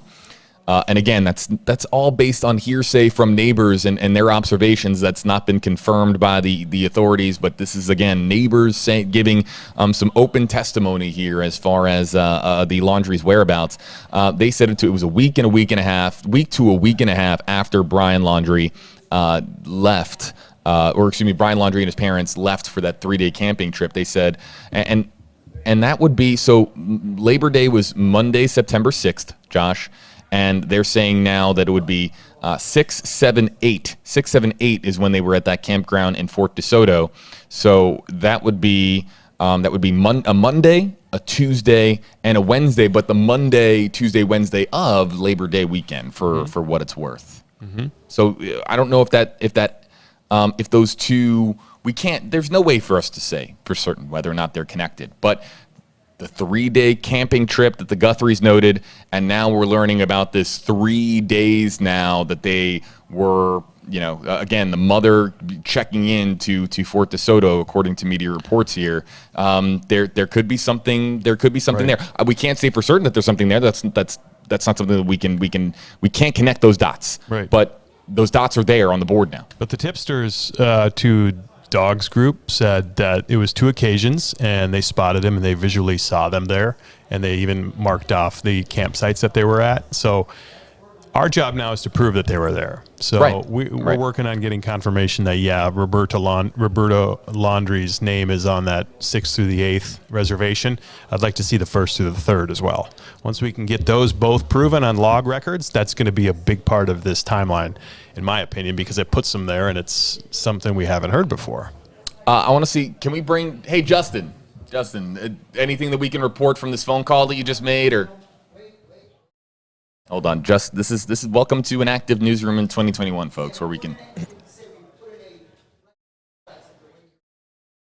Okay. Records request. So I can tell you about this Fort DeSoto campground. They have 236 campsites, site 1 to 85. That's if you have a van or a tent. And according to Dog the Bounty Hunter, the family had stayed at site number 1 and site number 15. It costs about $40 a night to check in there. And as Josh said, there would be a record of that. And that's what we're working to independently confirm right now. And I can swap out with Justin whenever he's ready. Okay. My interview So coming up. Justin's working on a couple of items there. And Justin, when you're ready to come in and join, you absolutely can. Masa Saidi here with us. Of course, you'll see her tonight on WFLA. Bye, guys. Take care of your voice. Yeah, take care I of that like it voice. like this. It's Okay, raspy. all right, It's all better right. than my usual annoying Sounds New York. good. Thanks, guys. Yep. Okay, what's that now, Justin? All right, we're going to bring Justin back in here, folks. This is what hopefully we're right. Did you get the records of? That's what I'm opening right now as I sit down. Jimmy, It's a big game of musical chairs here, so now we're all just kind of swapping. JB, I'm just pulling down to find it. Is my mic hot? Am I here? Your mic is hot. Your camera is about to be on here in just a second. Give me 1 second until I find the exact. You lost the email. Just kidding. No, I have the email. I'm just scrolling through. We did just receive the records the full request, list. so I'm just trying to And let's blur out the other names before Yeah, we start. well, that's- I've seen other networks and other media outlets plaster the whole list out there. Hold on, We I got to can- we look can up. I'm blur looking that. for the name. All right, Justin, why don't we do this? Join us in. I'll keep your mic open. Yeah. As soon as I have it, I'll let you know, guys. All right. JB, Josh here with you live. Let's continue to take some more questions and comments. And Justin combing through some new documents It's that are just 16 coming into our pages. I'm newsroom. just trying to find the name we're all looking for. That's a longer-ish. I've gone through documents that are 1,600 pages long. I'm sure Josh That's has fun. as well. There we go. That's not a fun day in the newsroom, but That's a full day in the newsroom. that's a full, long. Okay. So exhausting. let's talk about the fact that the search is Here, guys, I got it. Never mind. According to the Pinellas County records request for Fort DeSoto Camp Park, we can now report that Roberta Laundrie checked into Site 001 Waterfront on September 6, 2021, and she checked out September 8th, 2021. I want to be clear. Roberta Laundrie is the only name listed on this. We do not know who she was with, Right. whether that includes Brian or Chris, but we can now confirm, following up on the first report from Dog the Bounty Hunter that Josh has been reporting on, that Fort DeSoto Park had a visitor by the name of Roberta Laundrie on September 6th to September 8th, gentlemen. All So right. there, Thanks for thank you confirming to that. Pinellas County for expediting Now, our Now, records with request. that, let me ask you a question. Would that list now the other time frame? Does that go back to It September 1st? goes back to September 1st. Can you see if her name is on there I'm then? scrolling back, gentlemen. Because I've seen her there 6th through the 8th from other media outlets. We haven't seen her Let's there the see. 1st Okay, through the 3rd. let's go back. I gotta go through all the names here. I got something for you guys too here in a moment. And that's what we've been talking about, how suspicious that is if you go twice. If you go 3 days, come home, go 3 days again. So have you I'm ever gone on a vacation and then come home and then say, oh man, I loved it so much, I'm going back right now? I think that's pretty interesting. I'm scrolling through the first guys. I don't see. So check this out, you guys. Laundrie. Oh, it's kind of. Yeah, hold I've on. seen that too. This is from Pinellas County's website. That's the map. This is the map now of the campground. So site 1 is where they're Right there in listed. the middle of the screen. Waterfront. On the top peninsula piece, site 1 is right there. Waterfront 001. Can you put your cursor there or no? Can I? No. Can I? No, I can't. Can you just zoom into the middle of the page? I think I can. Hold on a second. I might be able. Well, While it'll we're take waiting a this, moment. guys, I've also reached out to Stephen Bertolino. Yeah. Just to comment on this, there is a statement floating around. We're trying to verify his reaction to these reports. But again, big thank you to the public information Yes, that's specialist for great. Good Pinellas job. County to confirm that. And There's number 1. There's campground. Hold on, going even more. Okay, right there. And scoot over to 15 too. You can just drag it over. 15. Okay, so There you there's go. one There you go. The 2 spots in question. and 15. Yep. Right along the water. Some multitasking there. Okay. it's one of the most beautiful parks in our area. I mean, It's gorgeous. Have you guys been down? It is. Yeah, and you've seen the video and the pictures from Paul today too. Really good stuff. So that are the one more time, Josh. Let's explain to people what we're looking at here. This is now, and I want to make sure we attribute properly. This is from the Pinellas County Park and Conservation Resources website. And this is super zoomed in here on a medium resolution image here, but this is a map showing all the different plots, all the different spots, the numbered campsites here. and there's 164 of them. And the ones that we're talking about are, let me make sure I have this right, 001 and 015. Does it say in that the campground? It said site 001 waterfront. Okay. 001 waterfront. Was that 6th September 6th through the 8th, and the only name next to it is Roberta Laundrie. And I'm trying to find where it was in the document, guys, because I scrolled through it. Good job. Team effort here, guys. Okay, where did I... Area, it's located in, I can read this out. It's located in area number 1. Tent, it's only 4. Tents, vans, and pop-ups. No pets allowed. And it's for campsites 1 through 85 here. And this is the waterfront site here, site number 1 and site number 15 here. So I'm gonna, unlike others, I'm only gonna tweet out. Well, I'm gonna try to blur out the other names, guys, because like Josh said, we should protect the privacy. Yeah, I can't understate how important that is. Let's block out any names before we publish any documents or show it on screen here. This is the image in the center of your screen here, folks, is a publicly available Parks and I want to say Parks and Recreation because of the show, but a park and conservation resources map available on PinellasCounty.org/parks. You trying to blur it? Yeah. You want to take it over to Photoshop and we can do it? Here, I'm going to step away just to try to be able to share some That's cool. viewers. I'm gonna let's take some more questions. Yeah, triple A questions. Good work. Okay.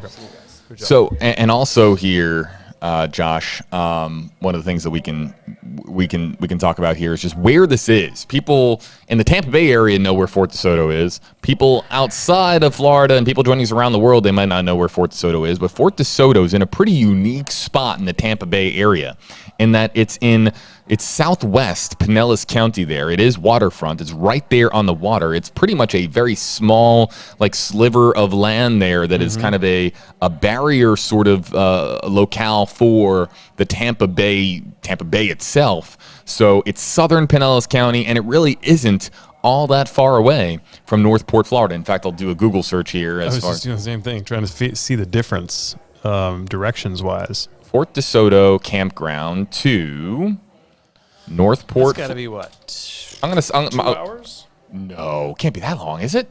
Well, it's 35, 40 minutes from here, isn't it? And then an hour and a half to Northport. We'll split the difference. I was going to say an hour. You were going to say 2 hours. I was going to say 1 hour, 53 minutes. 1 hour, 15 minutes from Northport, Florida to Fort DeSoto campground here. I'm terrible at directions. Don't listen to me. I thank my father for being really good with directions. I thank my wife for being a navigator when I'm driving to turn here. My dad made me study maps as a kid. He did. He like put maps in front of me. Cryptographer over here. Yeah, he did. So, but that's one of the very few things I'm actually good at. But yeah, an hour and 15 minutes away from Northport to Fort DeSoto campground there in southern Pinellas County, and yeah, that's the entryway to Tampa Bay. And so this is now an interesting development. We now can confirm that over those dates that they were or we have it the mother checking in, and we're gonna make sure that we have this all buttoned up here. But there was a check-in at Fort DeSoto campground on 2 lots now. Now let's explain what we know about lot 1 and lot 15, Josh. Okay. They were now on separate occasions, or yes, that's what we're told from the tipster. I mean, that's all we know at this point. We're waiting on the September 1st through the 3rd proof, though. I think that's what Justin was looking through, because we only have the 6th through the 8th right now. That's all we can confirm as fact. Yeah, and we so we have to wait to see if we can find the other dates. And let's just give credit. Hold on. We got to give credit to where credit is due here for a moment. Are we having this conversation here today? If it's not for Dog the Bounty Hunter on this, let's be no, and that's why we brought it up yesterday. Yep. Look, we wouldn't have known about this. I was talking to their team yesterday, and they said they were early in the morning. They were like, we're on a major tip, and Dog is in the woods. That's what they told me. I'm like, the woods. I'm like, the Carlton Reserve? No, this is a separate location. I tweeted out some of the information earlier, and they didn't get it to me right away, but eventually they told me enough to say that here's the location, but they wanted to hold off because they were trying to get authorities out there, and And of course, I didn't want to report the location because we didn't want to have everybody descend on Fort DeSoto without having any kind of indication there was a sighting or there was any evidence there. Now, The circus that is the Brian Laundrie House, the media zoo that is there would of course be right there in Fort DeSoto. And matter of fact, Brian Enton was out at the campground and he was talking to people just driving around looking. They were just people were out just driving the parking lots, like looking, and there was no law enforcement presence out there at all. But So just people random who were Joes and Janes just watching searching our feed and watching, social media, knew that the location was that. Everybody wanted to be a part of it and kind of went out there, kind of bottleneck, just checking out the scene. Wow. Yeah, interesting developments here, folks, as far as now what we're confirming here as far as the trips. And here's the thing, let's go back to this tip. Obviously it's just a tip. And does the FBI know about it? Perhaps. Maybe this is old news to them. Maybe they've already heard that, yeah, we knew they were there, but it's not assisting in the investigation anymore. That was just a piece of time, and that was a place they stopped, and we checked it out, and there was nothing there. That could be the case with the FBI. They're not going to tell us that. We've already reached out, and they're not commenting or confirming or denying that it was searched or they were there. What it does tell us, though, is it gives us some ideas of the fact that can we place them there with video, with license plates, with reservation logs? So far we can. From the 6th through the 8th, according to Pinellas County, Roberta Laundrie was there and made a reservation. I want to show folks the area where you would normally check in. One of the areas where you would check into the fort. So this was noted by our own Paul Lamison, and when he did the flight over Eagle 8 and Eagle 8 HD here. So what I'm going to try to do is I'm going to try to scroll forward to that moment. Here it is, right there, Josh. You see it? So Sun Pass. Yes, and he brought that up. That was a good point by Paul. You have to go through a toll if you want to get there. So there's cameras on every car that goes through there, and there's a record of any car passing through there with a pass or else paying a toll, or else pay by plate. If you don't have a Sun Pass and you go through there, you're gonna get a little bill in the mail, and you're gonna have to pay it. Yep, that's how it works in Florida. And if your transponder runs out of battery, yeah, you're getting a message in the mail. You still have the battery? What? You have the battery one? No. Well, I have the sticker one. That's just got the RFID Oh yeah, chip no, in it. I've got the no. See, And it's all flaked around the side because I've pulled it off and put it on too many times. I got the transponder. Oh, you're an OG right there. Rookie mistake. Wow. Rookie mistake. I should have gotten the decal. But yes, that's how it works here, folks, in Florida. And with Sun Pass, and it's not all that dissimilar from other states in the country with things like Easy Pass and other and other modes of paying tolls here, technological means of paying tolls here. So this is now this exact spot is a big deal now, right? Because is there evidence that the Laundrie family went through this spot here, and if so, what vehicle were they in? Were they towing the camper? Was it the Ford Mustang? What vehicle could have possibly gone through here again to the campsite, provided that in fact they had feet on the ground, or they were here at the Fort DeSoto campground here in Pinellas County? Sorry. No, it's okay. Sidetracked for a second. I'm listening with one ear. Well, this is what happens as far as active investigations. Yeah. And point I want to make is a good reporter or investigator or a station, and I'm sure we're working on this, is trying to get the records, the traffic video. I don't know if we can FOIA request that or how we can get that, but get the video of the vehicle that they drove to get to the campsite, and let's see if we can place them there. Let's see if they have the camper. Let's see if they have the pickup truck. Does the wife have a vehicle of her own? A Toyota? I've only ever seen I've only ever seen the pickup truck, the camper, and the Mustang. Yeah. Those are the three. So yeah, is there another vehicle at play here? The tipster said car, so that's all I know from Dog's team. But that could mean a truck. Here's what I want to know, Josh, is lots 1 and 15. Mm-hmm. Now we have not only do we have a locale here that is of potential interest here to the Brian Laundrie manhunt efforts, but we have specific lots here, specific campsites here. So Paul Lamison was just kind of, and I'll resume playing this video here for you folks, but Paul Lamison was just kind of doing an overview here of the area. But now that we have specific spots in the campground, I want to know if we have any intentions or plans to fly Eagle over the exact spots that we're talking about, and those spots being, again, right here in the center of your screen, lot number 1 and lot number 1-5, Oh, waterfront this is lots. interesting. This. What do you get? Interesting statement from the attorney, from the Laundrie attorney to a reporter.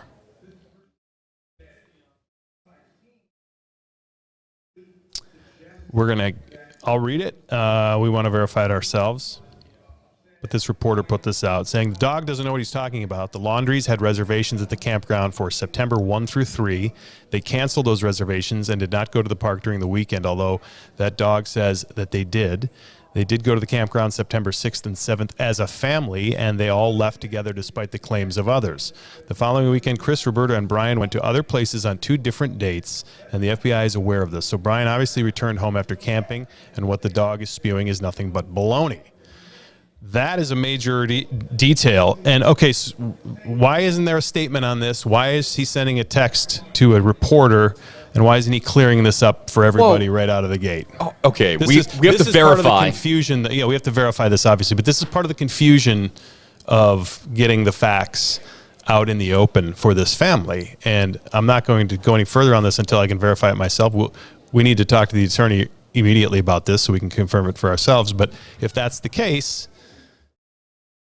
If this is in fact the word of Stephen Bertolino, the attorney, he would be also proving that they were camping. He would be announcing that to everybody.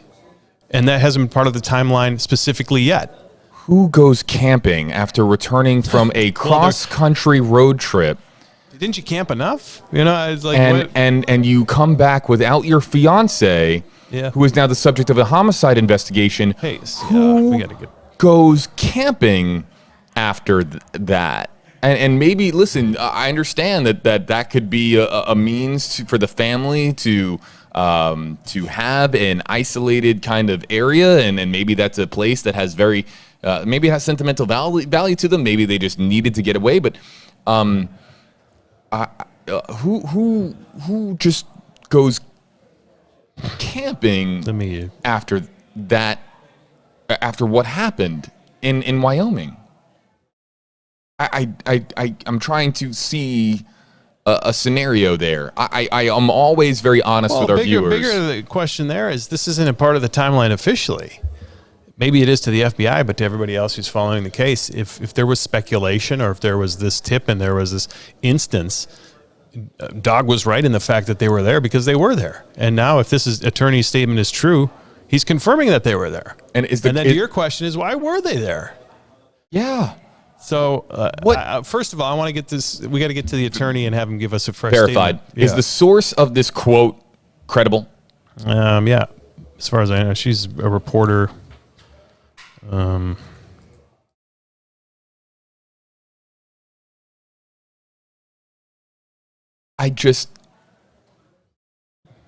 to say the dog, the bounty hunter, doesn't know what he's talking about. For that kind of a statement to be put out there. Yeah, I mean, it looks legit to me. We'll do it ourselves, but I'm just putting that out there because if that's part of the narrative, then this will be scrutinized. Oh my. Oh my. Oh my. No, you know what I mean though? I think why not come out with an official statement about, even when the people talk to to Fox about the neighbors, even when they talked, why not put it out then to say, yeah, they were camping?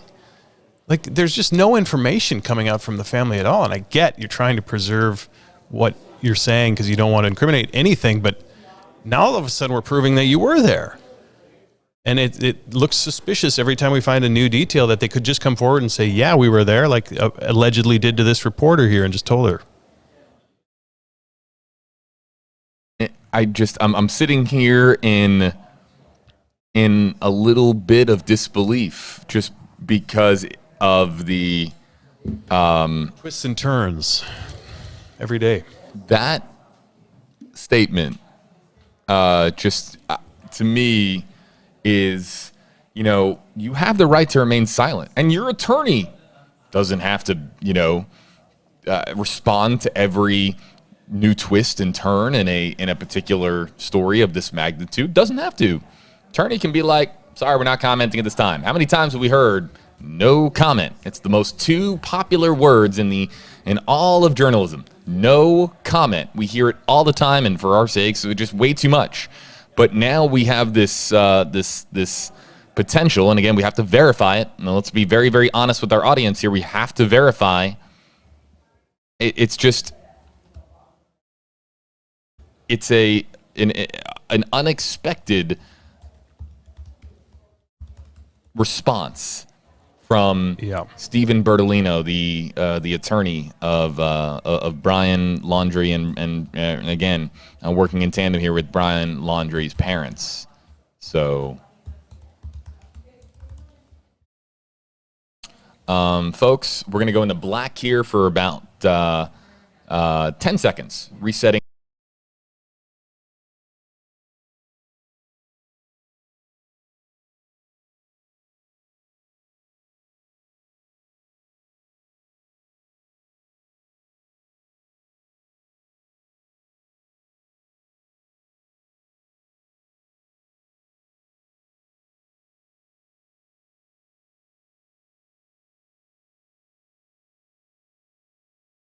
JB Biunno here with you back.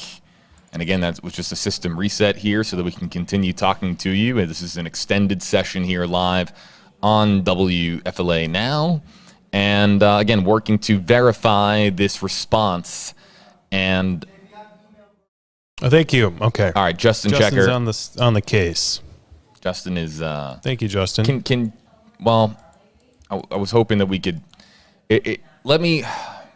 Let's fall back to some of the hashtag HeyJB, hashtag HeyJosh, because I'm trying to process this right now, and I can process it better when it's been verified. So let's just see if in fact that's something that we can kind of break down here. We'll get it from him.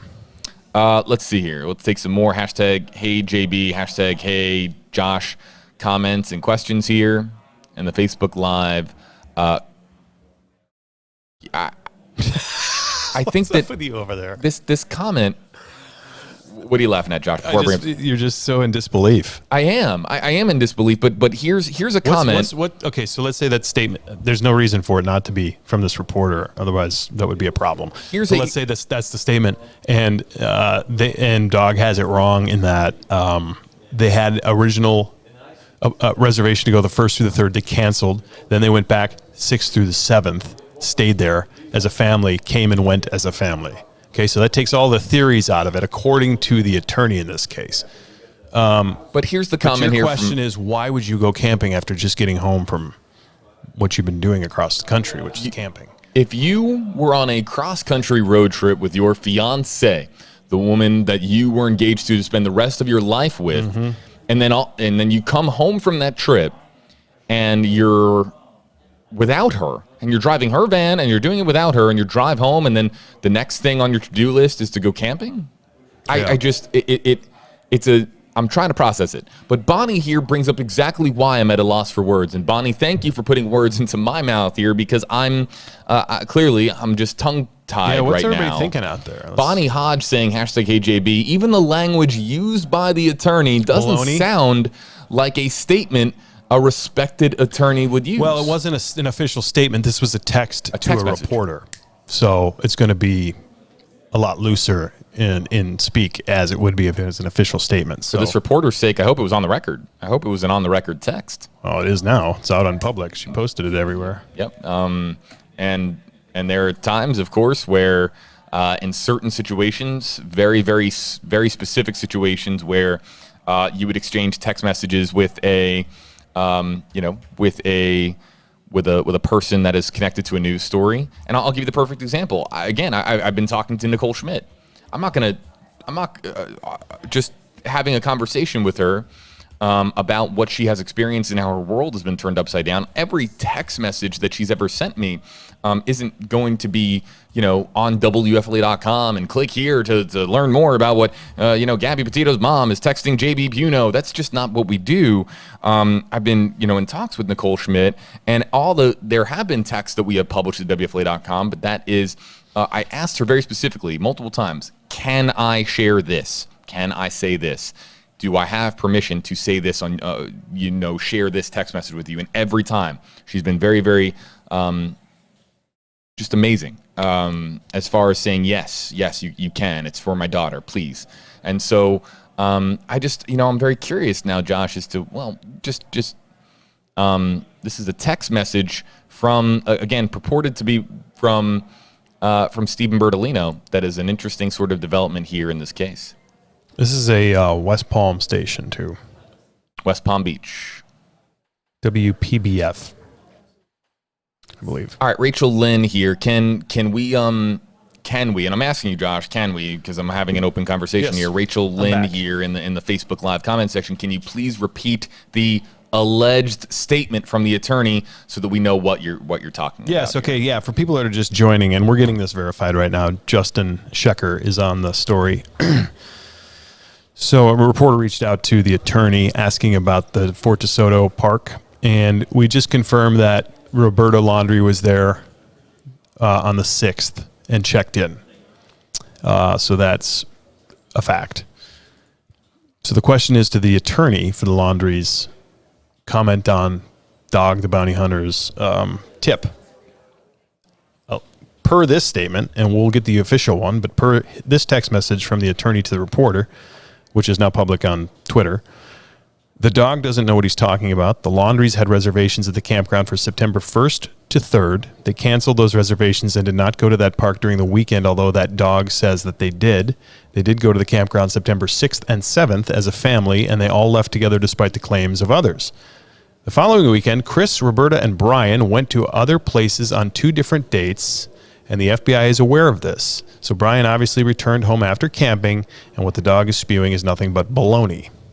Baloney. So, interesting though, the following weekend, Chris, Roberta, and Brian went to other places on 2 different dates, and the FBI is aware of this. So they spent 3 different outings as a family after he returned home without his fiancée, and then he's gone. So where were the one trip was to the campground, 2 other trips we don't know about, but the FBI knows, and that's where we're at. So let us get this verified with the attorney to make sure he's telling the same story. That is again from a West Palm Beach television station reporter. We have to be very, very careful here as far as where information is coming from. That is not being reported right now by WFLA. It is, of course, we are just following up here on tweets from a rapidly evolving situation here. When we have that independently confirmed that these are the words of Stephen Bertolino, we'll of course publish it officially on WFLA.com. But that's just, again, a very, very curious statement. And a follow-up to that through this station says, can you confirm Brian Laundrie was at home in Northport September 1st through Tuesday, 2 weeks ago, when he was reported missing? Did he ever leave the home to go camping between those dates? Attorney, I can confirm that Brian Laundrie was staying at home with his parents during those dates, and he went many places during that time, including several stores, some parks, and some campgrounds. So that means to me, and that what that means to me is that that Brian was just kind of out and about doing whatever Brian Laundrie would do. Yeah, sounds exactly what it was.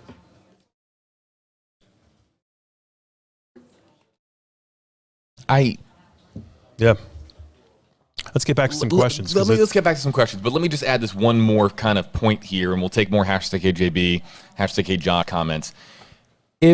So what this could be is that, yes, there was a tip, and yes, it was interesting, and Dog the Bounty Hunter went out there to check it out, and the authorities came. They didn't verify it as much as to say that's valued of a search. Like, it didn't call for a search.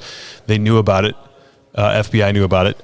Attorney apparently is saying, yeah, they were there on one occasion. First occasion they canceled. So now we're starting to get the details of, yes, absolutely something was there. They were there at one point, but is it an active search? No. They don't find it credible enough to be, hey, he's out there. It's just they were there, and that now fits into the timeline. I think that's an important piece to the puzzle, but it's something the FBI clearly isn't going after. It's just if it's true, Josh, it's just if I was another wrinkle in the case and makes you wonder, like, why would they do that? I'm just trying to put myself in the shoes of and trying to put myself in this scenario. I leave on July 2nd from Long Island in New York. I leave for this van life fun cross-country road trip with the woman that I'm going to be spending the rest of my life with. Mm-hmm. I go and I make all these stops along the way, and then something happens. Something, we don't know what that something is, but something happens in Wyoming, and it leads to... Keep talking, I'll be right back. Yep, and it leads to Brian Laundrie returning home suddenly and unexpectedly in Gabby Petito's van without Gabby Petito, the woman that he pledged to spend the rest of his life with. His companion, his travel companion for all that time. And then he comes back home based on, again, this unverified information through Stephen Bertolino, who, again, spoke to a reporter in West Palm Beach via text message, again, that's reportedly, comes back home and is going camping and going to stores. And I would be inconsolable if whether something tragic happened on the road or whether there was a massive fight that separated us. I don't know if I would be inconsolable. I'm just speaking for me here, and I'm speaking from the heart. And if it was me, I don't know if I could. That sounds like normal behavior in a very abnormal situation. That's all I'm going to say on that, and we'll continue to take your hashtag HeyJB, hashtag HeyJosh comments. I have 5 more here. minutes too, so I can answer 1 or 2, and then I got to jump. Let's go rapid fire here through the queue, and bring up some of the ones here that we might have missed, or some of the ones that are coming in right now. If you get your hashtag HeyJB, hashtag HeyJosh questions and comments in right now. We'll get them up here on screen. Michael Barr, hashtag HeyJosh. Is there any investigations going back to the time when Brian and Gabby were supposed to be in the Wyoming Reserve? And of course, I would imagine that, well, the autopsy and the cause of death there, but he's asking about any investigation going back to the time specifically when Brian and Gabby, we're talking so much about, I get what Michael's asking here. What Michael is asking here, Josh, Are they looking for clues back when they were there? Right, because there's been so much attention being paid to Brian's return here to Florida. What's going on as far as the investigation in Wyoming? Yeah, not as far as I know. I don't think there's any searches or anything. I mean, they found the body and they're doing the autopsy. And now we learned from the news conference that the body will stay with the coroner. There was a memorial service, but they will keep the body as this investigation continues, obviously, for evidence. And they need access. So that was a tough thing for the family to deal with, but they were respectful of that. And they said, she's safe there, which I found very powerful, because that would be tough not to be able to bury your daughter in that situation. But as far as any investigation outside of where they were, what they've been doing, I think it's more of a reactionary thing, like the restaurants they stopped at. There was claims and actually proof that they were stopping at these restaurants, and their 911 calls. So all that stuff that came in, they investigated it. I don't think there's anything active that I know going on out there currently. It's all kind of focused in out here. Let's get to some more questions and comments. We'll go rapid fire here, folks. And Josh, I might need some help answering some of these questions because I'm going to be just adding them to the queue here. Yep. Hashtag HeyJB, hashtag HeyJosh. And we'll try to get to as many of these last ones here as we wrap up our stream here on WFLA now. Yep. Let's take this one here from Penny Matthews. And I could actually speak to this one. Hashtag HeyJB. So where are the FBI searching it now? Paul Lamison was in Eagle 8 HD and couldn't find any search efforts from the sky over Carlton Reserve here. So the FBI scaling their efforts back significantly at Carlton Reserve, near Venice, Florida, near Northport, Sarasota County, that rural, vast wilderness we've been talking about. We've had difficulty finding any active search efforts on the ground there. They could be going on, but Paul Lamison, who made an afternoon flight there to the Carlton Reserve, couldn't find any. Lori... And also no search in the Fort DeSoto Park. Right. No search right now in the So there's no searches going on as far as we know right now. At this time. Yep. Lori Kernahan, hashtag AJB, how is it the Laundrie family made camping plans when Brian and Gabby were scheduled to return on September 1st? And it's not out of the realm of, there could have been a prior reservation, and it could have been a camping trip just for Chris and Roberta Laundrie. It doesn't necessarily mean that Brian was originally intended to be part of that trip in early September, right, Josh? Yep, so correct. Okay, so let's Samantha Ward here, hashtag AJB. Does the FBI have the authority to search those cabins for evidence or transfer DNA as far as the campsite here in Fort DeSoto? And I think the FBI, there's a lot under their purview now as to what they can do, Josh, right? I mean, Sorry, Justin just put out his tweet about the record that we got in. No worries, but does the FBI have the authority to search those cabins? I would imagine if they obtain a warrant. Yes. Yeah, if they get the proper warrants, they can do that. Justin Anthony, hashtag AJB, when will the autopsy be completed? We get that question a lot, and that's tough to say. Toxicology takes a long time. The autopsy could take a long time, but they're not in any rush at this point because they're going to keep the body. So they're will take the time on the autopsy, but it is part of the investigation. So they're going to want to be careful that they keep her where the body is and then use that when needed for the investigation. Lori Lesney, hashtag AJB, can't thy prove the reservations were canceled for the first and when they were canceled? That's the next step. We heard from the attorney through this reporter that the first plans were canceled. So Dogg's information was correct. There were two different reservations made. One was canceled now all of a sudden. So more requests to Pinellas County to see, when were they canceled, and obviously not why, but when were they canceled would be a nice record to have. Let's see. We're trying to get in one or two more. This is a question and comment that a lot of people have asked here.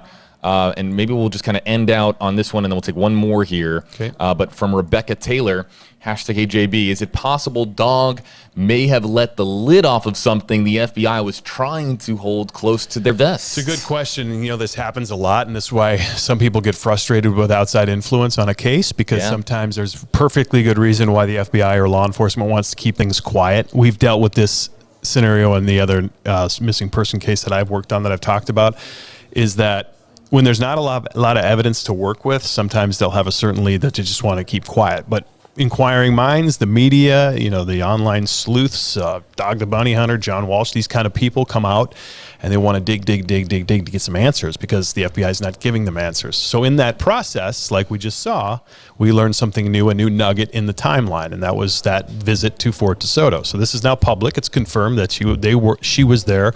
Now the attorney, per this reporter, also states, they were there. We're not hiding anything. Now we're going to tell you that they were there. So this opens the door for all of us to see some new information.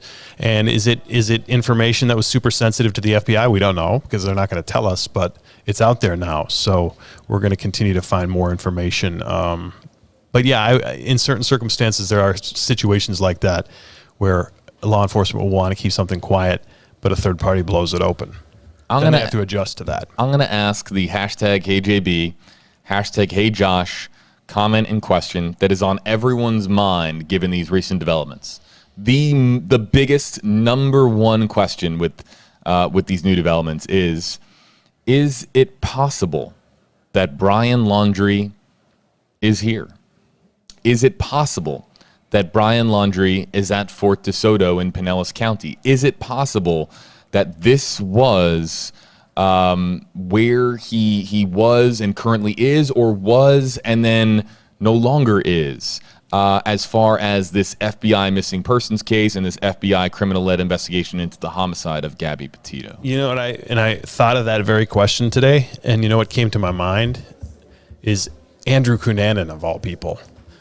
That was a situation, and if you guys know the story, the Gianni Versace murder in Miami, if you've learned about that case, Versace was murdered on his front steps, and Andrew Cunanan, it's a long, convoluted story, but in the end, they find him right near South Beach on a houseboat. I mean, he was hiding there the whole time. And so it's a very good question. Like, could he be? Absolutely. I think that's a definite possibility. It's called hiding in plain sight, and I think he a lot of times in cases like this, you always think, oh, how far can they get? How far can they go? Mexico, Canada. I brought up that example when I was, in college and we were finding a missing person in the woods. I was a reserve deputy at the time. And I won't go through the whole story, but we were called in to search for somebody. And at the very end, after we searched all as far as we could go, we were calling the search off. We were walking back in, and I walked into the woods near the campsite, and she was 25 yards from the campfire, right, yeah. laying in the weeds or in the leaves, and she was fine, thank God. But right there, I mean, it's so easy to miss sometimes. I think everybody gets so focused on how far can we go out, when the whole time somebody's close by. So I definitely think that's a possibility. It's going to be hard for a fugitive or for a manhunt like this, but it's not off the chart, 8 on your sides. Josh Benson joining us here, everybody, on WFLA Now. Josh, we'll let you get back to it, and we'll see you on stream, at 4 o'clock, coming up here in less than an hour on WFLA News Channel 8, your NBC station here in Tampa Bay. Any updates, I put them on my Twitter, twitter.com/WFLA Josh. Give it a check out, and I'll post whatever I got for you there. Thanks, JB. Thanks, Josh. The JB and JB stream here. Really appreciate Josh, Justin, our entire team here. We're going to be wrapping up here on WFLA Now. These are very interesting developments now, and I'm just grateful that there are developments. I'm just grateful that we are talking about something here today. But let's also come back to Gabby. Let's focus here on Gabby and Gabby's family. We originally went live here to tell you about Gabby Petito, the family creating the Gabby Petito Foundation. They are really trying to do good in this world. And let's keep things focused on them. I think that everybody now with these new developments coming in and Fort DeSoto here, you're looking at here on the right side of your screen, this is all now extremely intriguing.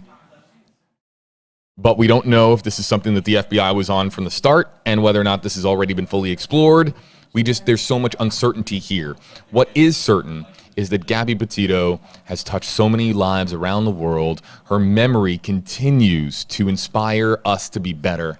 Gabby Petito's family, so supportive of the FBI, so supportive of members of the media, so supportive of all these social media influencers out there, is trying to bring a positive resolution here to this case, and to remember that this is all about Gabby. I've talked at great length about the beads, the bracelets and the beads and you can find more details about that on my WFLA JB Instagram account. This is a family that is grieving, but they have exuded such strength and grace as far as coming forward and speaking here today.